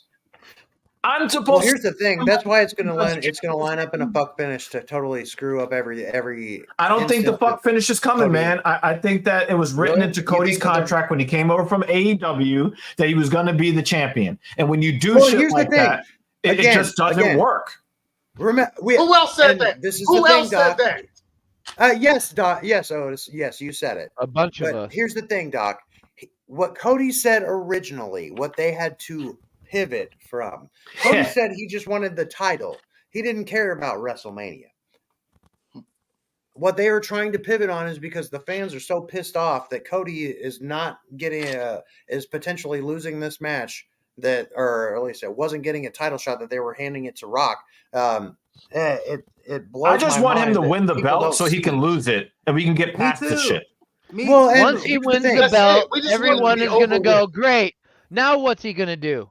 Exactly. He's going to ask you what you want to talk about. Because Roman has been the dominant guy for however many freaking years. So everybody else, and Cody's literally already automatically beneath Roman. So if you automatically defeat the guy that was unstoppable for 4 years, anything you do after that is going to be subpar underneath that. And so what does that do for your title? But he's already subpar underneath that. It's just going to compound on itself. I'm just saying, this whole thing is about to just actually implode on itself. And I'm going to just get my popcorn and watch. Well, yeah, it's so bad. It's so bad. I still say, it's apropos. For Cody to have back-to-back Mania losses to go with his back-to-back Royal Rumble wins, the whole thing comes down to Roman having that moment with The Rock. Rock can give in, and you're my tribal chief. You're my tribal chief. Yeah, they're gonna play that over and over again when he's playing along. He's playing along right now, and it's gonna come to a head very soon. And when I gotta pull the mic off for what I want to say. I got to pull the mic. Go ahead and finish. I got to pull the mic off for what I want to say. I'm going to mute myself. I got to pull the mic off for what I want to say. But go ahead, Jeremy. Go ahead. It's going to come down to Roman and Rock having they're going to get through Mania, but there's going to be some fuckery going on at Mania, not only with Cody, but with Roman and Rock. In a bloodline match, somebody's going to take a bump that they, per storyline, didn't need to, or whether allegiances are questioned. Do what? You don't think Judgment Day? It's very possible. Given Damian Priest. No one said his name at all. Priest, yeah. No one said his name at all. I'm about to. Damian Priest is a bum. That's why. But the idea that Cody loses at Mania and has to deal with a tyrannical tribal chief champion for however long, and he finally, whether he gets laid out at Mania or for however long, and he comes back and has a resurgence in July at Money in the Bank, and then they see him on the rise again, and there's more interference, he's taken out, and then October comes around. That is when Roman Reigns has already achieved that third place record, taking Hulk Hogan's place. Yes, we've already talked about why wouldn't he want it? There is no record other than first. He's never, ever going to get close to Bob Backlund's record or Bruno Sammartino's record. So the whole idea that taking Hulk Hogan's record with as much bullshit and hated that man has made himself, he's made himself over to be this horrible man after everything he said. That theory and now that's going to go bye-bye. Depending on how long that they book the storyline for. Because if they start fast-tracking Roman versus Rock before Mania, then that's pretty much going to be a clear indicator of that Cody's for sure winning at Mania. I want to hear Otis. I want to hear Otis with his promo. But no, in October, ultimately in October, there's a show at Madison Square Garden, and that is where supposedly it's going to take place, when the title change is going to take place, or where it should, because Dusty had so much history in MSG with that title specifically. The one time that he supposedly won it, it could be argued that he did, but he didn't. Yeah, and that I was the agree one with time you he on said, that. and just per the But I just don't storyline for think that Cody to they're win gonna it drag it there out that long. is poetic. But yeah, All right. Okay. I mean, they very well they can. I want to say go this. ahead, Otis. I want to say this. You guys know how I feel about this Cody story. Personally, at the end of the day, I just want it to be over with. This is what I've been saying, and at the same time, this is how I feel. Yeah, me too. You had Cody. When I did a whole timeline about this on my show, you had Cody leave AEW. I said it. You know that WWE had to put in their contract that he was going to win the title. I understand the fact that he didn't say that it had to be at WrestleMania. That's number one. This is the whole point of it. You're not going to keep Cody off of what he was promised. You can't do that for 2 years because people are already starting to get tired of Cody right now. Yeah. If you fail at WrestleMania, people are going to walk out. They're going to give up on Cody. That's just simple. I gave up on Cody already. Well, and that's because of all the emphasis. I never jumped on Cody's wagon when he came back over, even though I was like, cool. No. Like, I knew exactly what was going to happen because he was getting booed in AEW. They put far too much emphasis on his comeback. The torn pec is what killed it for Cody. Yeah, the torn pec fucked him. They put far too much emphasis on his comeback from that torn pec injury. But I was already annoyed because before he tore his pec, JD was already talking about how he was slated to win the Royal Rumble. Yeah. So whether he tore his pec or not, he was winning the Rumble. Isn't that now the tradition? What WWE does when there's a new wrestler that at least one company come in, they give them a big title right off the bat. They do that. That's just what WWE does. Never like that. If that's the case, then Andrade is looking around like, "Where's my title?" Right. Oh yeah, and I never like that because that invokes favoritism. With Johnson. But the thing about Cody is like this. Yeah, he tore his pec. Yeah, that set it back.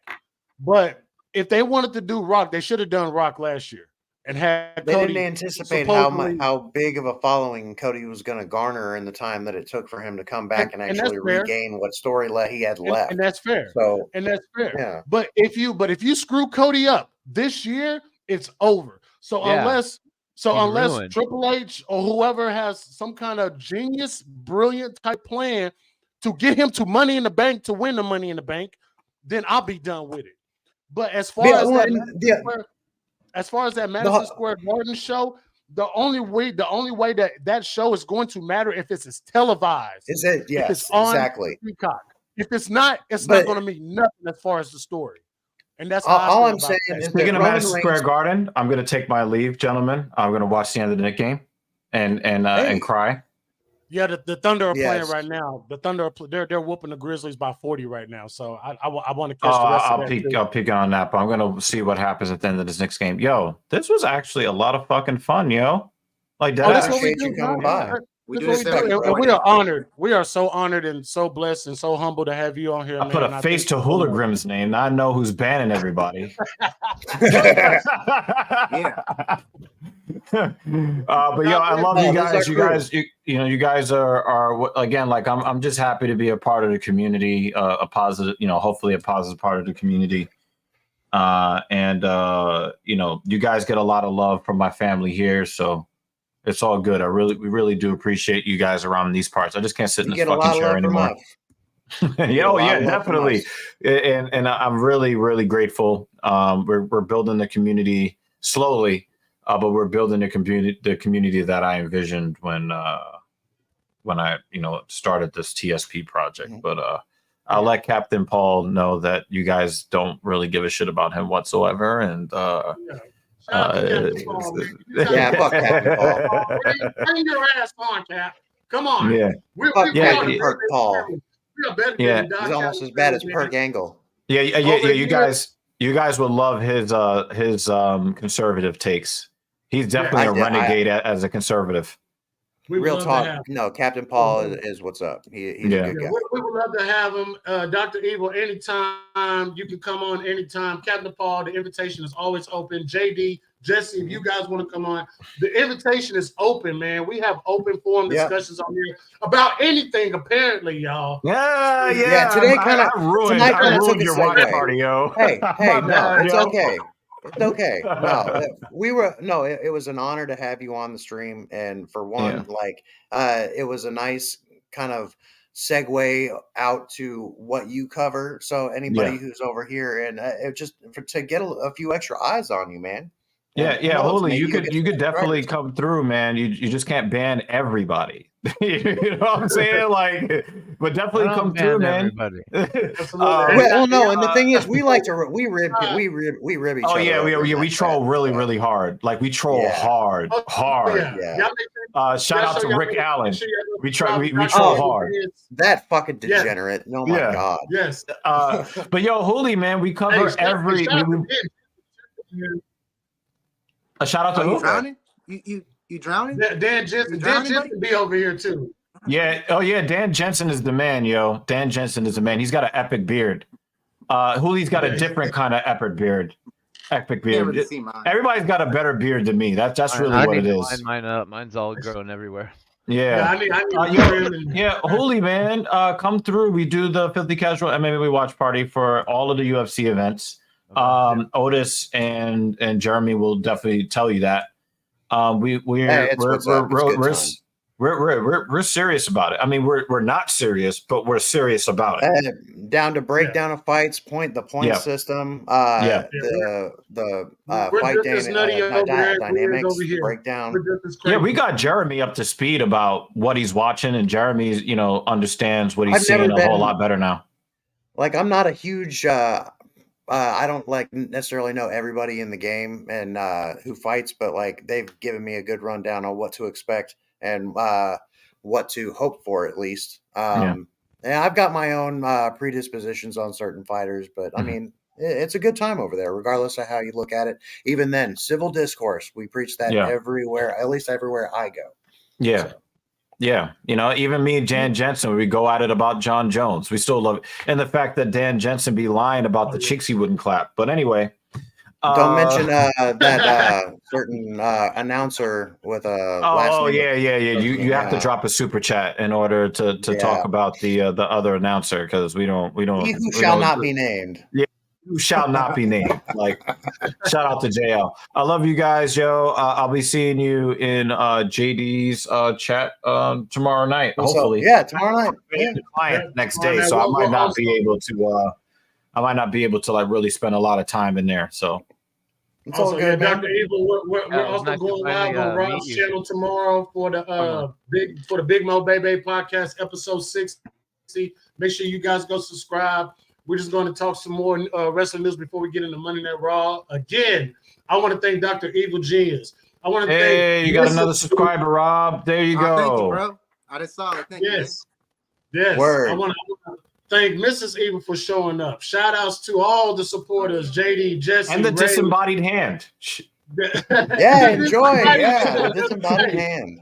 She doesn't want to be seen on camera. So shout out to everybody. Shout out, man, to Rage, to the GOC of the IWC, man, Guardian of Chaos, man. Shout out to Scripps. We know Scripps got a birthday coming up soon. Happy early birthday, man. This was a fun watch along. The sun has officially gone down now here in Oklahoma City. Yep, happy early birthday. Dr. Evil is going to watch his Knicks. I'm getting ready to watch the rest of my Thunder. I don't know what Rob is going to do. Jeremy got to tend to the BayBay nephew. And Hologram, he might just go and hide again for the next few days. We don't know. But shout out to everybody, man. I love every single last one of y'all. Again, Doctor, thank you for your presence, man. It was an honor. Mm-hmm. And funny thing, just about last week, I actually spoke to Jeremy on the phone that it would be so cool if you would have came on the channel, man. Just bless us with your presence. And lo and behold, the Lord, thank you, God. Give my Randy Orton. Thank you for answering my questions. The doctor has arrived. But we're going to get out of here, y'all, man. Before now, what I like to do, Doc, is before we head up out of here, I like to give everybody just a little time to say some encouragement words to the people out there. So I'm gonna let you go first. Anything you want to say to the family out there, man? Some words of wisdom. The floor is yours. The most important thing that I can really give you guys, because I've had a really rough 6 weeks, and I've said this on my channel, and I'll say this to you again, and I hope that anybody who's watching really pays attention to what I'm about to say. If your parents are still on this planet, regardless of the status of your relationship with your parents, it is important that you absorb the sound waves that their voice makes while they're still here. Yes. Because the finality, the harshness of the death part of life, I have never felt the true harshness of what mortality really is until 6 weeks ago. And I've had a lot of people that I like pass away. I've had, friends. I've had pets die. None of it comes close to that realization of the person that is directly responsible for your existence now no longer exists. It's a different view of reality. And so regardless of whether they're saying things that you think are unreasonable, stupid, mean, nasty, it's just important to make sure that you actually just hear their voice, regardless of what the words are actually saying. Because even when they do say things that are out of pocket, there's usually something in there that they're not quite saying. And that thing usually is, I love you, regardless of what it is. And regardless of how you feel about them, just hearing the voice is super duper important, because when it fades, it does something to your outlook on life, and it's not positive. So you don't have to talk to your parents for several hours a day. You could just just pick up the phone and say something. Right. That's all I got for you guys. Man, that was beautiful. Words of very wisdom. poetic. Very poetic. Coming from somebody who lost. How am I supposed to follow that? My bro. What? I'm supposed to follow that? I'm sorry. Follow this, Roberto. Tay. I'm sorry. Right. Thank you, Dr. Evil, man. He has taken off. Thank you, Dr. Evil Genius. Rob, it ain't got to be perfect. Just tell people what you got coming up. I'll a be little live love to the family. 7 p.m. Eastern. We're gonna go live an hour before Monday Night Raw. Watch along to talk about wrestling, any other sports you want to talk about. We want to talk about football or whatever. It's cool. We can do that too. Talk about whatever you want to talk about. Then we watch Raw for 3 hours, suffer for 3 hours, and then we get out of there. Then Wednesday, big business in Boston. Boston. I put it on the channel. I put it in the title. Boss. BOSS. TON. Boston. We're going live for Wednesday Night Dynamite. Friday, Smack to the Down. Are we gonna get a rock concert? Are we gonna get a walk concert? We're gonna find out. The walk concert. Shout out. Man. Shout out indeed. My bro from the Mo. Mid-Mo Smart. Anything for the family. To follow DEG, well, like say, my dad died in 2015, and my mom's still alive, but she's a narcissist. And all moms are. Even though I rue every bit of time that I have with my mom, I love it and hate it at the same time, just because we don't get along. But I will be heartbroken when she leaves too. When she leaves this earth. My dad died under unfortunate circumstances, and I'm afraid we're all going to die under unfortunate circumstances. But that's the nihilist in me. But no, ultimately, no. I feel your pain, Doc. I felt it the moment you let everybody know what was going on. Rest in peace, Blind Bat. And I guess all I can say, I can't wait to see y'all and have another little chat and discuss a lot of this tomorrow. And don't forget to tip your waitress. And the one they call Hooli, any kind wise word. You know I do this all the time, Hooli. So I know you got to have something prepared as far as what to say to the family out there. Just thinking about the words of Dr. Evil. Yes. Shout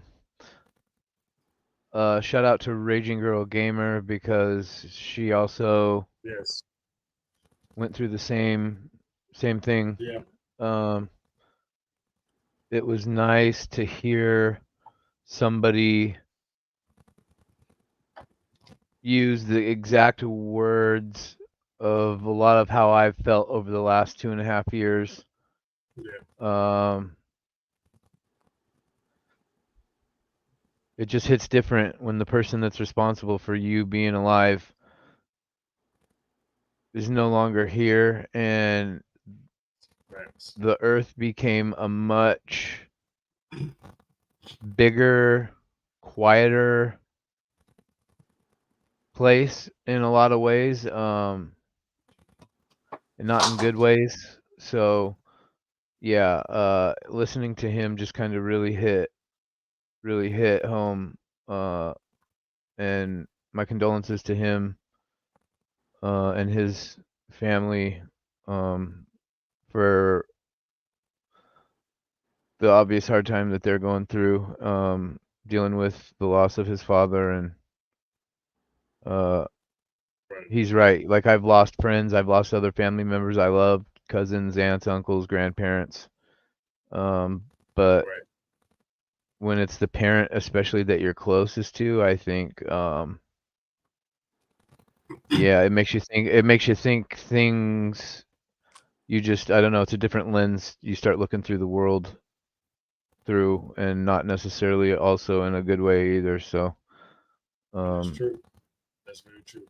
If your parents are still alive,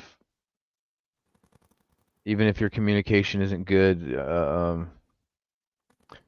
my advice is just to try and make peace with them. At least try to, in some way. You know, you don't maybe necessarily have the opportunity to have a daily relationship with them, or a frequent relationship with them, but if there's any issues between you and a child of yours, or a parent of yours, you know, it's better to I thankfully at least got to say what I needed to say to my mom, so I was thankful for that. A lot of people don't get that opportunity to, so absolutely, that's all I got. 100%. That's 100%, man. I agree with that. And with me, y'all, I'm pretty much I am an emotional person and stuff. And the stuff that Dr. Evil Jr. said hit home hard. I lost my dad in 2011. Of course, natural causes. I still hear that man's voice in my ear. I do. I am his son. I'm named after him. So I'm gonna carry on his legacy, and I'm gonna do him proud. The best that I can, the best that I know that I can. I still have my mom. I love that woman to the end of earth. She brought me to this world, and there's not a dime in this earth that I can do to pay her back for the life that she has given me. And I love her for that. And I'm gonna hold on to her as long as I can. You know, and I've lost friends, I've lost cousins, I've had cousins and family members that took their own life, and it was hard. I had to see it for myself when I stayed in Texas, and it was absolutely god awful, and it was terrible. But what I want to leave you guys with today is just, no matter what the situation is, nothing is too serious to be away from family. Always keep that in mind, because they're here one day and they can be gone the next. And you can hear it in my voice. I'm getting a little choked up. And I, you know, like I said, I'm an emotional person. I love every single last one of these fuckers that's on this panel right now. I love every single last one of these guys. I love everybody that's been up in here. And Dr. Evil Genius, I love you. You are my brother for life now, bro. And that's love. Like JD, Jesse, despite everything that goes on in the IWC, I love every single last one. Rage. Rage. Shout out to you. I know we're coming up on the year of the anniversary that you lost your mom. We are here for you. Do not be afraid to call on either one of us. You got my number if you have to. And I love you, Rage. I love you, Jen. I love you, Guardian of Chaos. I love you, Jeremy. I love you, Rob. I love you, Huli. I love all of y'all. So before I start crying, y'all, let me go ahead and get off this street, man, because it's done. Well, we went back to level. We started one direction, but we definitely took some segues and side turns, back alleys, and a bunch of different. It was a good watch along. But like I say, we had an honored guest, so and that just dictated the stream go a certain way. Yes. Love you too, man. It was. And shout out to Mrs. Evil for the super chat. I love you too. I appreciate you guys so much from the bottom of my heart. We're still pushing to that 1,000, man. So if you guys have it, over 70 people was in here in the stream today, man, and that felt good. That felt good. Like I said, anytime shout out Miss Evil. Like anytime we do this, there's no other people that I would rather be with doing this than these guys right here. Future included, Montana included as well. Kratos, y'all are my extended family, so. Oh yeah, man. And I'm trying to hold back my tears, but they're just slowly coming out, y'all. So woo! But we gonna jump up out of here, man. All right. I appreciate y'all. Next week, we'll be on Rob's channel for NXT Takeover New York, man. BOW tomorrow. BiggOh wrap up on Thursday. Rob is going live tomorrow. BiggMo BayBay Podcast episode 60. Big Business Dynamite on Wednesday. Collision on Saturday. Go. And we're busy this weekend, man. We got something pretty much for every day, man. Except for Tuesday. That's TNT, JD and Ticket Drip. Shout out to those guys as well, man. Love those. If it wasn't for JD, I wouldn't be doing this. On God, I wouldn't be doing it. I wouldn't have met these crazy mofos right here or nothing. So JD, you're a big part of why I'm here, man. And I thank you, man, so much, JD. Yep. And keep the workout going on. You're looking good, JD. Yeah. Pause. You're looking good. Pause. Pause. But guys, we're gonna be up out of here, man. Man, tell somebody you love them, man. It's important. Tell somebody you love them, man. And we up out of here, y'all. Deuces. Ooses.